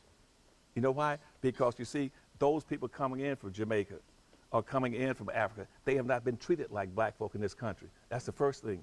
And secondly, historically, they haven't had those historical experiences. They come in here voluntarily. When they come in here, they bring some cultural aspects from Africa. They can go back anytime they want. But the black people in this country have been exceptional people. Nobody's been mistreated, maltreated like them. Black folk are exceptional. They're the only people that came here forcefully, one. Two, they're the only people that denied their humanity. Three, they were the only people denied a right to enjoy the fruits of their labor. Four, they were the only people denied the right to participate in government. Five, they were the only people denied the right to vote. Six, they were the only people denied the right to have an education. Seven, they were the only people denied the right to have a business. Eight, they were the only people that participated in every war that this country has had since its founding, but whose mother country has never been against this country. All those immigrants come from countries where they fought America, and they came in. And the seven, that they are the oldest and most patriotic people in the country. Not the Confederates in the South. They're not the most patriotic people waving the Confederate flag. The most patriotic people in this country are black people, native blacks, because you see 99% of all those blacks have been direct descendants of slaves. They've been here before 99% of all the other people ever arrived in this country. They are special people. And because they're special people, they need to be recognized, appreciated, and reparated for what they've done in this country and building this country. They're the ones that built the bridges, the roads, cut the timber, the trees, and cleared the land, raised the tobacco, cotton, indigo. They're the people that fought in every war to protect this country. The people coming from Africa or coming from Jamaica didn't. They came here voluntarily. And the most important point on this is if you lump them with black folk, then you give the dominant white society a justification to say we don't owe black folk anything. Mm-hmm. Because you see, the blackness that's native, black people's blackness is more than just color. It is their heritage, it's their history, it's their code of conduct, and more importantly, it is their badge of honor, and it symbolizes the indebtedness that this country has to them. This country does not have an indebtedness to people coming from Africa. Mm-hmm. They only have an indebtedness to people coming in from the Bahamas. Mm-hmm. If you lump black folk in there, you deprive black folk of the benefit, the debt that's owed them. Don't do that. You are spitting fire. Let's tie that down. He really, he said a lot right there. He said a lot right there because when a group of people feel pain for a long time, eventually they're going to form a coalition of sorts. But the thing that I see a lot of different things going on, it's going to be different people kind of grasping onto this FBA idea. It's going to be educated people like him. It's going to be people that's just sitting in a room that never really read a history book. And it's going to be people that grew up being discriminated against growing up. And it's going to be people that wasn't being discriminated against growing up. So going to be like 4 different groups of people that's in this FBA opinion group coalition that's coming up. Because this is the first time that they said at the movie awards that it wasn't a British black actor that won an award. Because, the British black actors, we always think they're American for the longest of time. They cut off their accent. They get all into their mode, they mood and everything. And they talk just like an American. Then you see them in the interview, they say, hey. Like, wait a second, Ibris. Who are you? Well, this is the first time. So when it comes to culture being spread, I kind of went over that on the last podcast, if y'all want to check that out, about culture being spread through TV and TV. And a lot of it wasn't even the internet mostly back then. So the culture was being shipped out to people that didn't know the history of who they was watching. And just like a kid in America watching Peppa Pig, and remember there was a big study saying, hey, people in Peppa... is your kid talking British like Peppa Pig? It's people over there that start talking like that, like a black American. Because they watch the TV and the shows and the people with the millions of dollars, the production companies, they hyped it up. I was just watching something about fashion. Because it was this guy that was talking about, probably not going to come right up, but he was talking about how fashion in the 90s and stuff, and the hip-hop culture, how they used to take... You said something earlier. Or how they used to take people straight off the streets. that was dressed and like dripped out and stuff, and then get them on the runways to make the multi-million-dollar and stuff, and get the world to see, hey, this is what this culture came up with underneath all this pressure. But then after a while, they started so-called learning the code. So then they can then just copy the way that the dressed and the copy the attitude and mimic the attitude at least, and put it on people that didn't have the same history, and then have them walk down the runway and stunting like they from the hood, stunting like they pants always sagging, like type shit like that.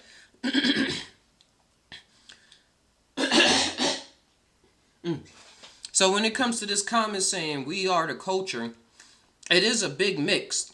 Because then when you do look at black culture, it's a mix, because Biggie was Jamaican.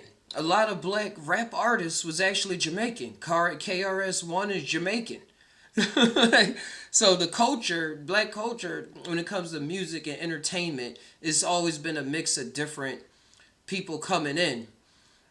But what they're saying is, what this guy is saying with the FBA movement, is more credit on the front end instead of the back end. More credit on the front end, so that instead of being so that the identity can be more rewarded, instead of saying, oh, these people were just slaves, and then like everybody's, but they made some type of way and they just surviving. Is no, they helped build this awesome thing. The people that were here, that were black, helped build this awesome thing that we appreciate now. And I think that is a very important thing to realize in the tall tale of things. Because even if those black people over time was a mix of indigenous people, people from the islands, even I don't think it was people from the islands, only because if they was bringing them to Virginia and Jamaica, I don't think they escaped from Jamaica back up to Philadelphia and Virginia again. I think they stayed down there for like a couple hundred years. So it was the ones that was in America, and ones in Jamaica, one in Caribbean, one in Colombia, Brazil, all of those. For a while, there was slaves brought from Africa, and then they were separate for a while. And you ever been in school? It don't take long for people to be in school and form a culture and say, hey, this how we act as freshmen. This how we act as sophomore. This how we act as seniors. And they even try to act like a senior, even though, a sophomore, even though he was just a freshman just a couple months before. They'll switch their whole culture, their whole idea and personality up based off of how they think the culture is around them. I got to fit in with the 10th graders. I'm not a 9th grader anymore. So I think it really was a culture divide with the Africans once they came to American slaves, because who they was mating with, they was mating with the people in the southern hemisphere, or they was mating with the people in the northern hemisphere. All that means something, because the people that was in the southern and northern, they had to deal with different weather conditions, different animals. They had to build different type of things to survive, different type of homes, different type of weapons. So even starting there, and then over time, since the ones in America was being oppressed, even in Jamaica, so they was being oppressed and put into slavery. It's just that in America, we was forced to build a lot more. Like past the sugar canes, a lot of black Americans forced to build. And then after they wasn't forced, they came up with the ingenuity to actually make stuff. Like bridges and the traffic light, and George Washington Carver, Frederick Douglass. I went to Frederick Douglass Middle School, so I had to learn all about him. Even though it was wild, because I had to get out of Frederick Douglass to go to another school because of how they treated black people. They didn't, just because they didn't honor the school too much. So I had to go to Russell Conwell. And was Russell Conwell a white man? Russell Conwell. Yeah, he was a minister and an orator. Yeah. They'd take me out of that school and bring me into this school because they said that school wasn't going to teach me everything because they didn't have all the proper resources and stuff like that. So I can see literally what it means with like respect, like black culture in the name. Like at least if it's for Frederick Douglass High School, give them the amenities to teach the people in there. It's even the Martin Luther King High School in Philly. That was not a school that you always just wanted to go to if you knew what was up. You didn't want to go to Martin Luther King School. It was a bunch of fights and uncontrollable things because they ain't have resources. It was one of the biggest schools in the city, and they crowded everybody in there with limited resources, as I said 4 times. So I can see what this guy is saying when it comes to making sure that we looking out for the people that help get us here in the first place. I really do see why that's coming up a lot. Just tie down. Just think about it.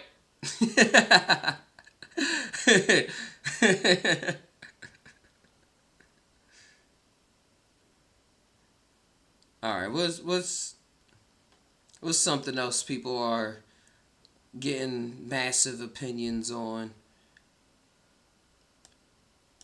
All my black brothers and sisters, and more specifically my foundational black American brothers and sisters, why is it that when we go to Africa, they understand there is a clear distinction between them and us, but yet when Africans come here, we don't do the same? We think that if you in America and you have dark skin, then you black. And a lot of foundational black Americans just mindlessly let people from other countries speak for us as long as they look black. For example, Byron Donalds. I would say speak for us. How about more people just need to speak up, period. Everybody speak up. Everybody just tie it on down. What was that first part he brought up? They understand there is a clear distinction between them and us. But yet, when Africans come here, we don't do the same. We think that if you in America... Yeah, and I think it deals with education, too. We're a lot more educated on genetics and how culture's been moving around than a lot of other cultures been educated on the earth, including ones in Africa. That's why they all think black people over here talk like, yo, homie, yo, like, what's up, dog? Like, that's why they think everybody over here talking like that. Like, we saw it on the TV. You have dark skin, then you... Not everybody. A lot of foundational black Americans just mindlessly let people from other countries speak for us as long as they look black. For example, Byron Donalds. Byron Donalds does not have black American ancestry to my knowledge, but yet he presents himself as a foundational black American in this country. And because he presents himself in this way, it benefits him politically. Because a lot of black people in this country who see him talk think that he's one of us. But in reality, he's not at all. And I was shocked to learn, but not surprised, that when you look into where his money comes from for his political campaigns, it comes from foreign interests. And so to me, as a politician, he looks like the newest person we can add to the long list of individuals that look and sound like foundational black Americans, but actually aren't, and really are agents. Agents not of change, but agents working to keep us exactly where we are. All my black brothers and sisters. See, that's another twist. That's another twist that I can see why people are promoting this more, is the political interests and trying to create more divide. And that, like I said, people just need to learn to speak up and use the technology that's around us that we helped create. Do something, even if it's not your voice, art. Be a part of an organization or something. Or how you talk to people, how you pass on ideas. What ideas are we passing around in our everyday existence? That matters even more than the political overall bullshit. Just how are we talking to each other? Are we uplifting, and are we like, man, you ain't shit every day? Talking like the former slave masters, bro. Because it's going to be other foreign interests that is going to want to come and pay a certain person to talk for people, and they don't have too much history to deal with them. And they'll get people to move or say, hey, yeah, they don't like how the watermelon was changed all around. The watermelon was a good symbol for African Americans here because they made a lot of money off of it. It started a lot of families being able to eat off the money made off of it. Everybody loved watermelon. But then it was certain people that started coming around and making black people look bad about it. And they was probably agents in a way. And down when you see black people watermelon, you think it's a bad thing, even though it's still tasty and delicious. It's a new mural actually in Philly where they use the watermelon for the Iran war and for to represent black people in America. Like they brought it all together. Where's it at? Oh no, it's not on TikTok yet. Yeah, it's not on here yet.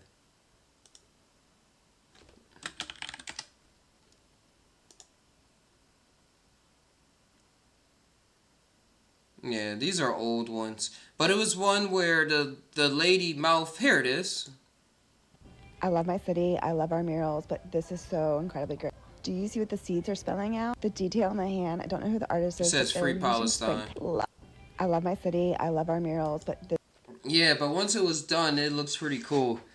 But it was about taking back the message because watermelons in Palestine, that's the color of their flag. And their flag was getting banned in their country from posting it online. You couldn't do it. So they'll post a watermelon in order to say, hey, look, this is us. We're here, we're alive. Instead of other people step in for them and saying, yeah, you know what they got to do? They got to free those hostages. We had to let them in. Agents.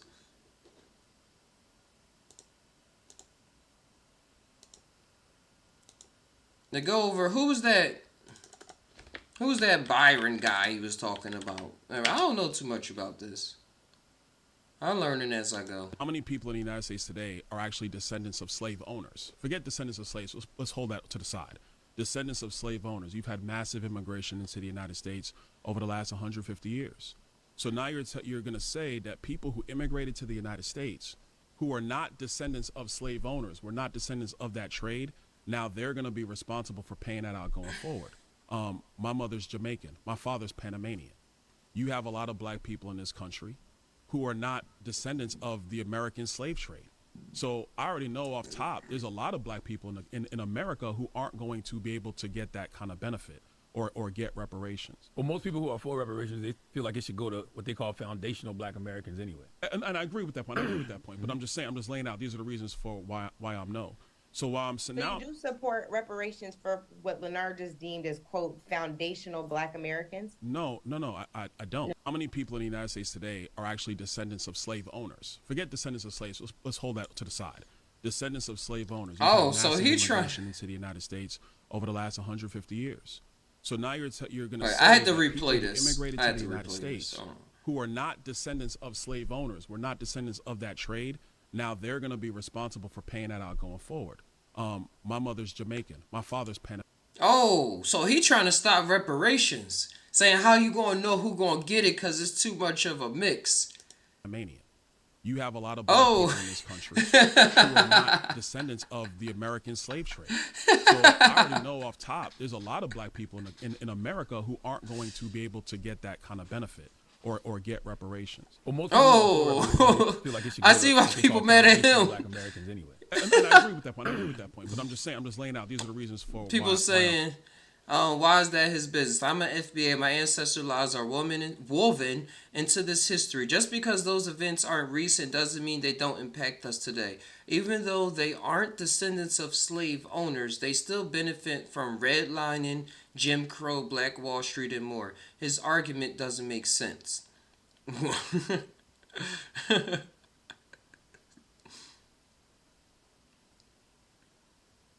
It is estimated that there are more than 5 million firstborn, foreign-born black Americans. This group makes approximately 11% of the total black population. Yeah, that's only 11%. Yeah, he tried to say it's going to be confusing. Okay. What else he had to say? My mother's Jamaican. My father's Panamanian.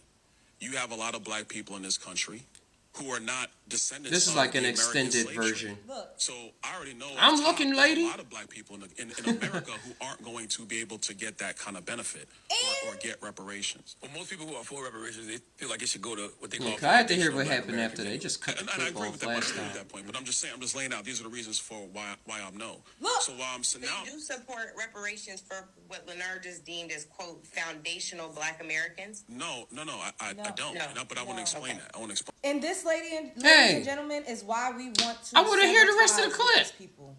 This is why. Again, he wouldn't even be able to sit where he's sitting right now. Let's put had it not been Byron. for foundational Black Americans. He wouldn't even be able to wear that suit. He wouldn't be able to walk. Breakfast Club. Hey, everybody just playing that one clip and stopping. I don't I'll play tell you games why. like that. My mother's Jamaican. Said absolutely not. Everybody doing that. Hold on. Important thing to acknowledge. I'm today finding a is trend. What's going to help black people going forward, and what's going to help black people moving forward is economic policy. It's actually Okay. wide open. Found to another policies clip. so we can be It's probably all on YouTube. It's yes, securing our southern border because we have a situation right now where there are more than 15 million illegal aliens in the country. Where do they reside? Mostly in sanctuary cities like New York. Where are they at? Sanctuary states like Illinois, like California. What's happening in those cities? Hospital systems are overrun. I don't know if this guy Overrun do because we what have he people in the talking country about, illegally though. Who don't have resources, so they're going into the emergency room. What are they taking up? They're taking resources from poor people in our country, whether they're black, whether they're Hispanic, whether they're white. That's wrong. What about education? We have a situation where in too many inner cities, kids are not reading at grade level. Yeah. So he's against immigration and saying how immigration makes it so that the people here can't get what they were supposed to get. So he's saying that immigration is like not all the way helpful, but then also saying that, all right, so now that it's not all the way helpful, just forget about getting y'all money or getting any reparations, so to speak. Yeah, people mad at him. Is to hear what Byron Donaldson's opinion But is. I think that's all they got on him. That's all they got on him. Because I don't see anybody else posting about him.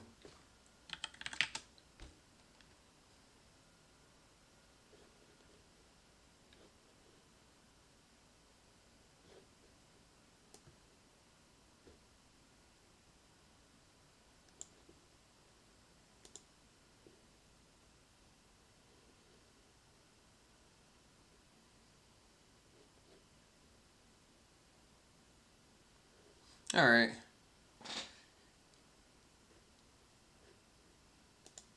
It was let me go on.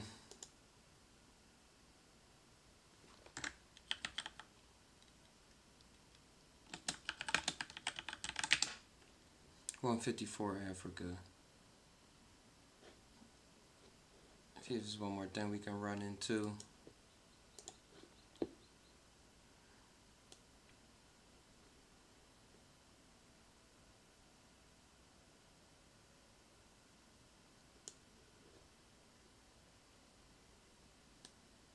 The Eritrean and the Ethiopian girls would tell them, my dad told me I can't date black Americans because I can never take you home because you're lazy. I can't say whether or not all my boys was lying and that the girl just didn't want to mess with him, but the narrative was there that one of the reasons why these women said they would not date black, and I'm talking HBCU graduates, I'm talking, good guys, the reason why they would not date them is because their African dads told them, you cannot date a black American man. And so when we're talking about breaking this cycle, we're talking generations that have to undo this trauma associated. So Dr. Joy DeGruy wrote this book. Somebody said, my dad never so said she that. wrote this book called Post-Traumatic Slave Syndrome. It's not a real PTSD, but it's a thing, right? So she gives this example in one of her lectures. She says, you had two moms sitting at a basketball game, a white mom and a black mom, and the black mom looks at the white mom and says, you guys must be really proud of Johnny. He's doing a great job. And the black mom, and both boys are equally mediocre. Nobody's a rock star. White mom looks back and says, yeah, we're really proud of him. He's doing a great job. And so the white mom looks at the black mom and says, oh, you must be really proud of Kwame. He's doing a great job. And the black mom says, girl, he a mess in school. He got all these girls calling the house. He's doing this, doing that. Again, both boys are equally mediocre. Yet the white mom responds in a neutral, non-combative, non-boastful way. The black mom, as Dr. Degree describes, begins to demean her equally as good son. What do you think? Well, that's kind of because of how they was treated by their moms and from their grandmoms and from their grandmoms and from the slave owners, or from being mistreated for so many years. People not poor when they got things going on for themselves for no reason. Like, things was put in their face, oppositions that they didn't have the knowledge to overcome, or they just overcame life in different areas. Success is measured in many different rulers. So they probably just turned their success to something else. But over time, it comes down with the proudness that you see in other people, where they can look past what would be called temporary emotions, because they're dealing with the actual emotion instead of brushing over it. They have the tools to deal with that emotion as it comes around, the space to let the kid run around and break stuff and be able to replace it and stuff, instead of breaking and saying, oh, now we'll never be able to get nothing like that again. You know how much we had to get for that? And then like putting it all on the kid. So that it breaks down their aspirations on what they think they can do with their life, because they always under this sense of control that's passed down. Like, I even see that with my moms and her moms. They went to a Prince concert. It was a Prince lookalike concert. They went to a Prince lookalike concert, and my mom was having a lot of fun, so much fun and my grandmom, they don't go out. Surprised she actually went out, but it's her birthday. But she had so much fun, they put the spotlight on her and gave her the microphone, like the people at the show. So I'm like, oh, they had fun. She had a lot of fun. But then afterwards, 2 days later, she called me saying that her mom told her that she was embarrassed. She was embarrassed by what she did at the show. She didn't get crawled out by no security, nothing. They gave her, she had fun. I said she was embarrassed. I was like, oh, they just want to just sit there and just blend in with the crowd. My mom wanted to be there and really show, like, hey, I'm having fun. Like, and my sister was funny too. She said all the people was there acting like it was the real Prince. But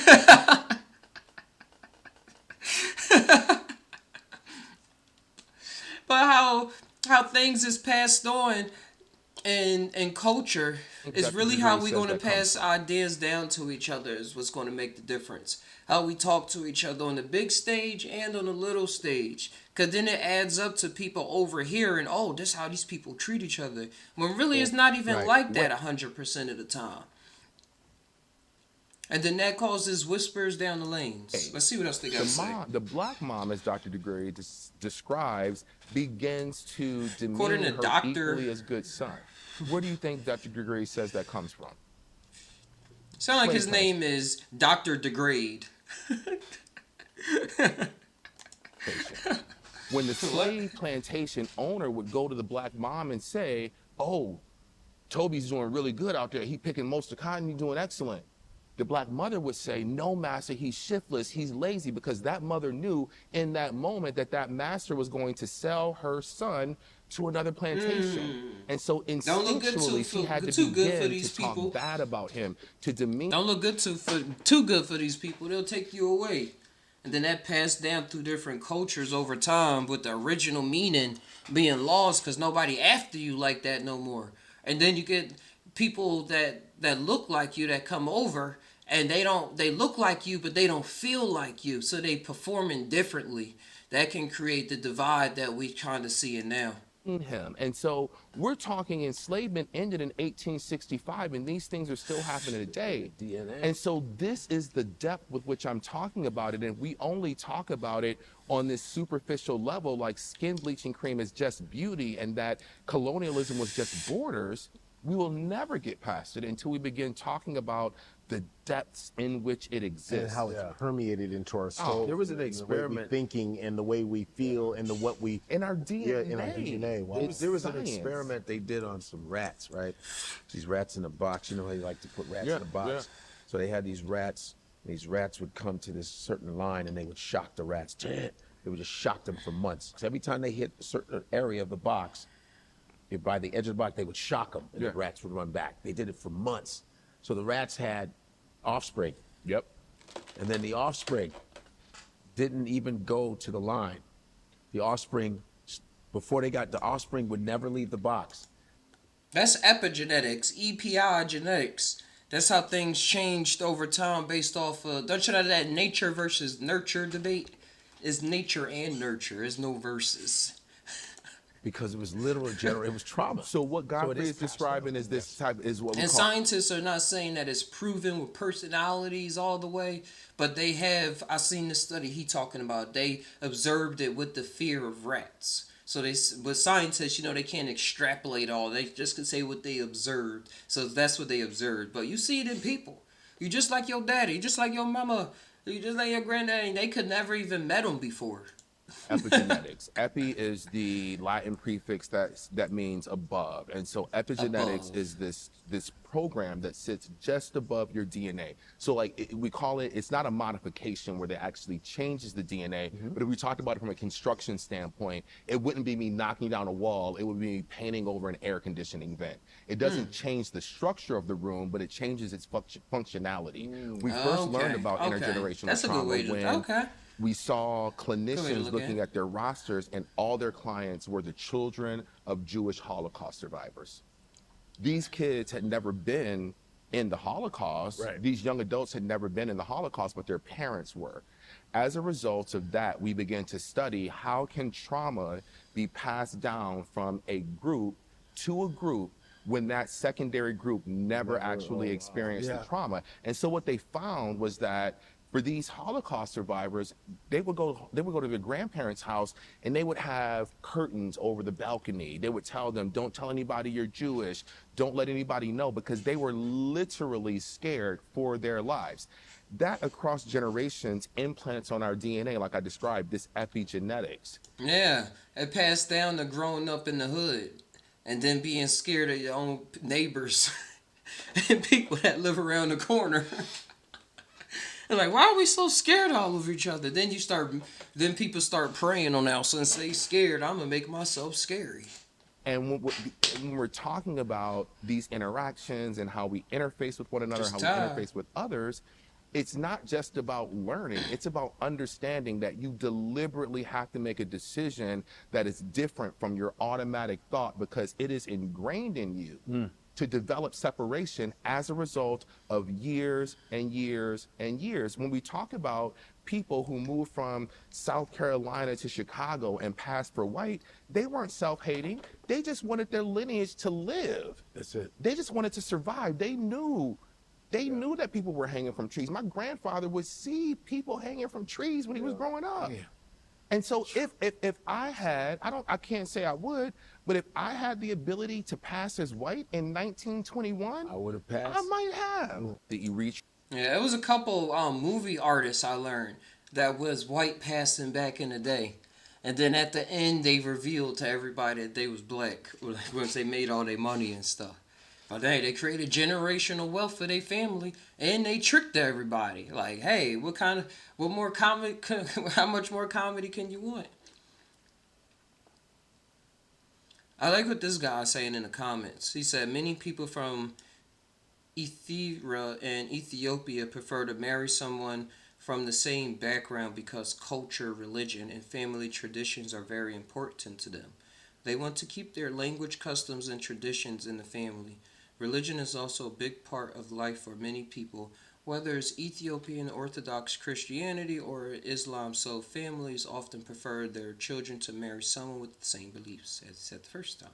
Also in our culture, marriage is not only about two people, it also connects two families, so parents sometimes feel more comfortable if the person comes from the same culture and religion, not because you're black, American, or other country. Oh, I agree with that. People take their religion very, very seriously. Just look at how the Jewish people are. Or even how it was if you grew up as a black gospel church. Like I did. You didn't want to date a non-Christian so much. Like you wanted to pray for them. Even though in my head it ain't make a difference. But what was trying to be implanted was such a thing.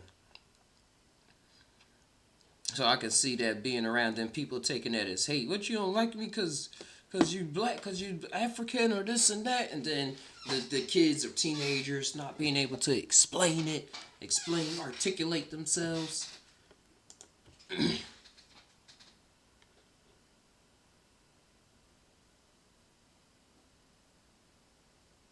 And this don't speak for everybody. Like, it doesn't speak for everybody. But just a few and far between. Oh, I like, shout out, I can't say his name. I don't know what that is. I just highlighted it right there.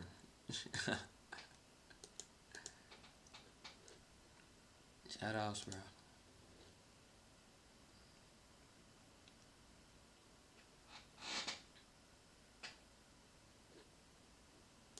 As much as I defend black Americans, I get stuff where they'll go, you're not black American, you African. Right. And I go, eat a dick? How about that? That's what I do. Because I'm like, what are you talking about? I grew up in Chicago. Yeah.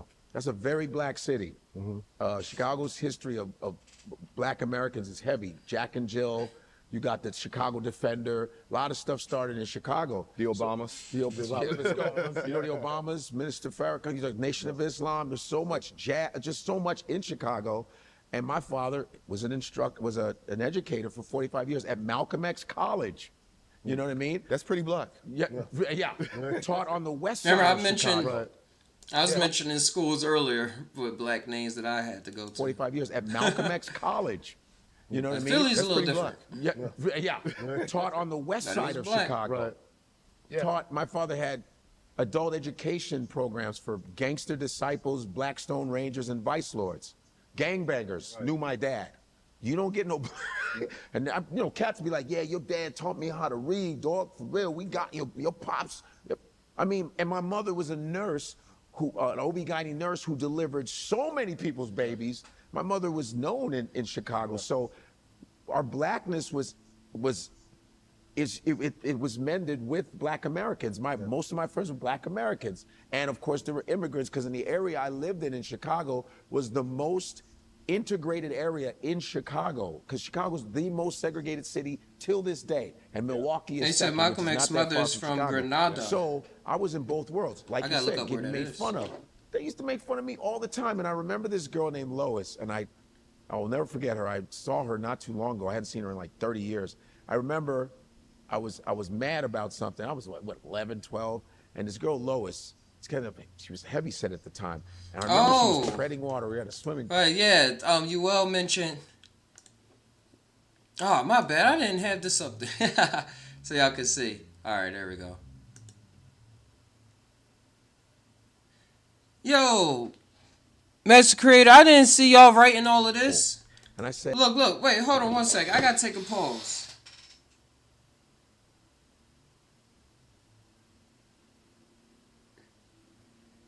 Wait, on mine, I only see 4 comments. On my phone, I just brought this up.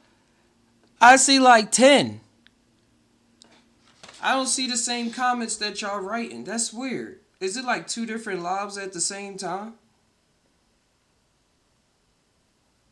Huh? Oh, wow. I just refreshed it. What the heck? It was 2 lives going on. Now I see all your comments. My bad. I was not ignoring you. My life is just like that right now. Hey, what's going on? What's going on, Master Creator?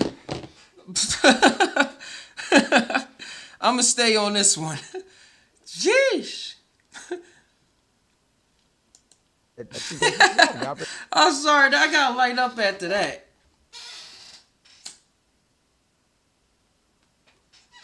It's part of my culture. Alright, here we go.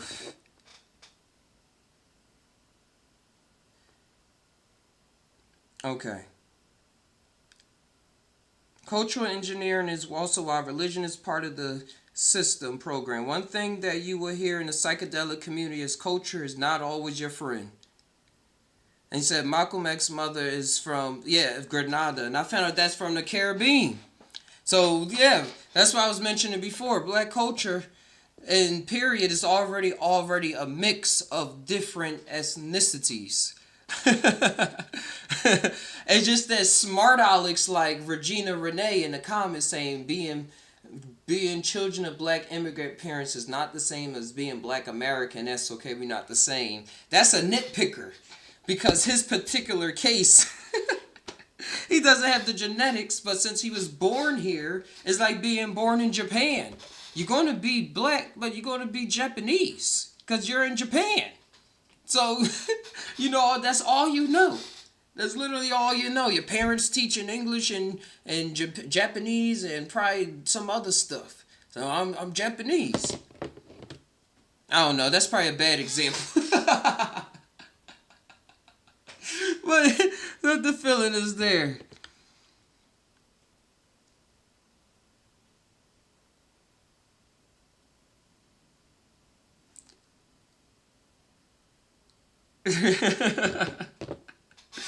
Oh man, but yeah, because his particular situation, he's embedded in the culture because he was born there. Is what I'm saying. He was born here, everything.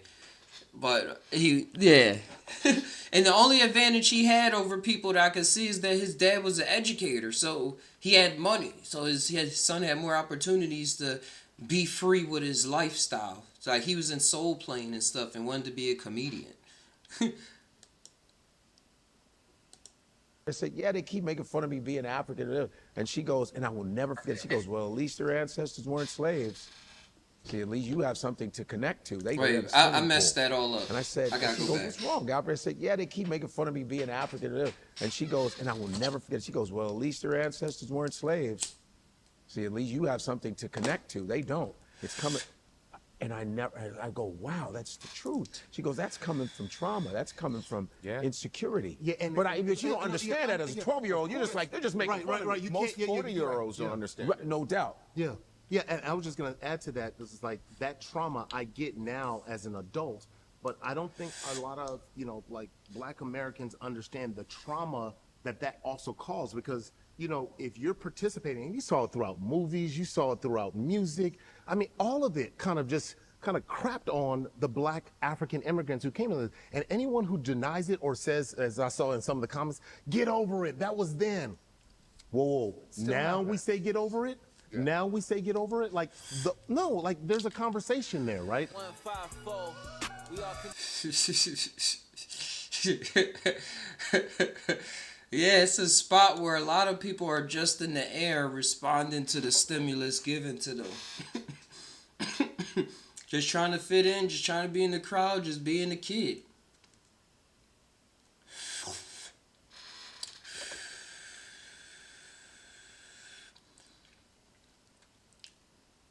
That's pretty big too. That Malcolm X's mom was Caribbean. Like I was mentioning, Biggie Smalls was Jamaican. His mom was from Jamaica. A lot of cultures already intertwined.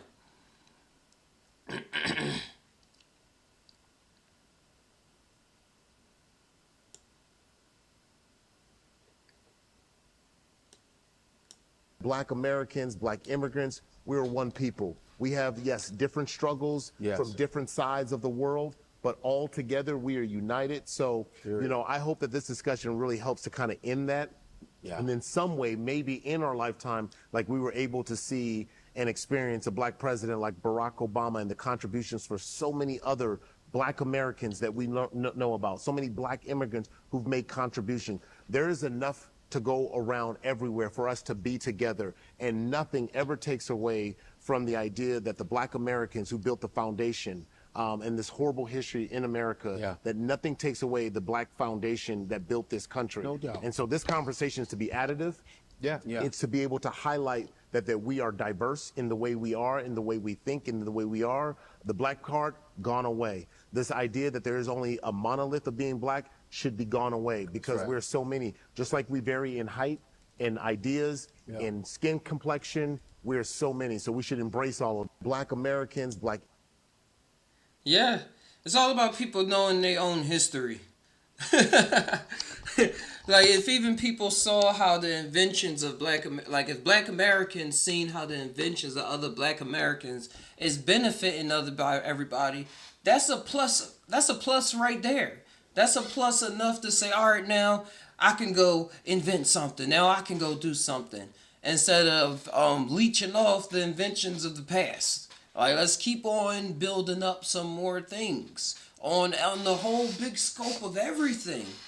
The like however you identifying yourself, but people that want to latch on to the foundational Black American group, which this whole conversation too is not going to make sense unless you go back and see what I've been talking about for like the past 40 minutes or whatnot, or else it's going to be broken down into some clips and shit. But immigrants going on regardless because it's just a YouTube. It's a lot where people can just see how it's a big mix of everything going on. And when you really identify with yourself more than a culture, more than a group of people, then you be able to see how your movements influence the future than worrying about somebody else's movements influencing the future. Because it's just like being in a toxic relationship. Like, just calling out calling out each other for things, and then that's it. Just calling out each other for things. Like, let it go deeper. Like, why did we meet up in the first place? It had to be meant for something more than just that. And now people be feeling relationships at times. It had to be something deeper than us bickering. Like the bickering is going to come about, but it's something more that we can have a conversation, so we're not going into these loops that appear every 60 days. I was watching this video talking about saying most people in relationships they don't get into. It's not that there's stuff always popping up. It's one thing or a couple things pop up every every 60 days. And then they dealing with it in the same mannerism instead of changing up how they dealing with it, so that the loop doesn't return back on itself. Boomerangs.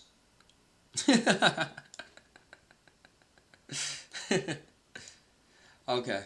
Was there anything else that I ran across, or is there anything else that piqued y'all interest in the world related to anything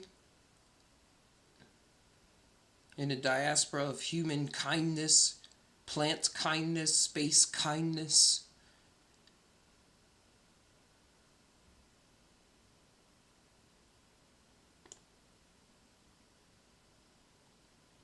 I did run across this while we get prepared. A team of researchers from Johns Hopkins University shows the active ingredient in magic mushrooms could help smokers quit the habit.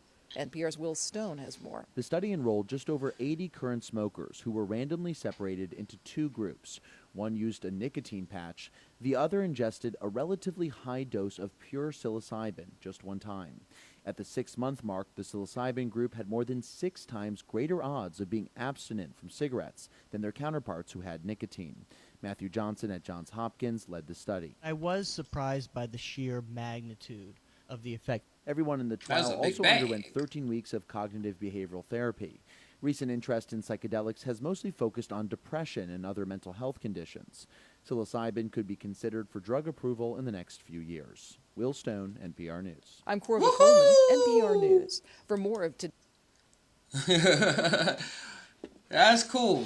And according, based off of some of my experience, those seminars they got to go through, those therapeutic sessions, is what's really helping integrate that possibility of them wanting to quit the cigarette. Because it's not that it just magically makes you, oh, that cigarette, get it away from me. Now it smells disgusting. Now all of this stuff. It triggers something in your mind state where you actually think that you just don't want to smoke it anymore. And that comes with with deep conversations, like with the FBA and African conversation. Things that's beyond just the surface level. Just not just scratching at it, but unzippering and sitting down for a bit with it.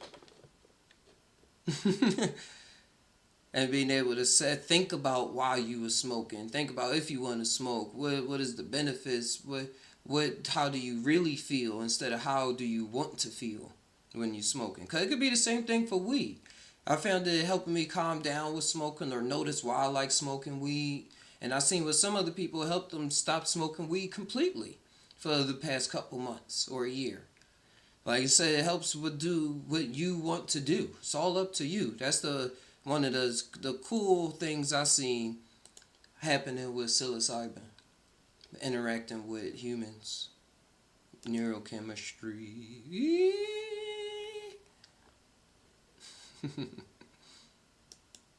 The President of the United States. Oh, another cool thing I want to bring up at the end. Antoine Dunson. I used to hear about him skateboarding when I was younger. But I was watching this documentary of him on Story. Shout outs to Story. I'll hit him with the sub. This is my backup channel. That's why I ain't subbed and like. But Antoine Dunson, he was a awesome skateboarder, natural at it. But then he got caught up in the drugs later. He was too good, too young. They gave him too much hype. He ain't know what to do with it. But now he back. And he got his friends that was there from the start that had to teach him a lesson by dropping him from his board because he was making too much money to support his habit. And they had to make some decisions. And it's an awesome story because he was a pure natural. Good. Like, I ain't gonna lie. Once I started skating, everything was over with. I used to go to the skate shop to buy stickers, and one day I was like, you know what? Fuck it. You know, and I just took my video to Buddy. Shoot! And hey, that nose crook. Transitions that day, you know? He was tripping because he was like, the fuck? You can skate like this? Like, you come in here and buy stickers. The hell? He's the first person that This is the power of skateboarding in my book. You have a raw talent, you know, you're really good. Like, you can be something in this. I can't play it called all the music. But check out that video. Check that out.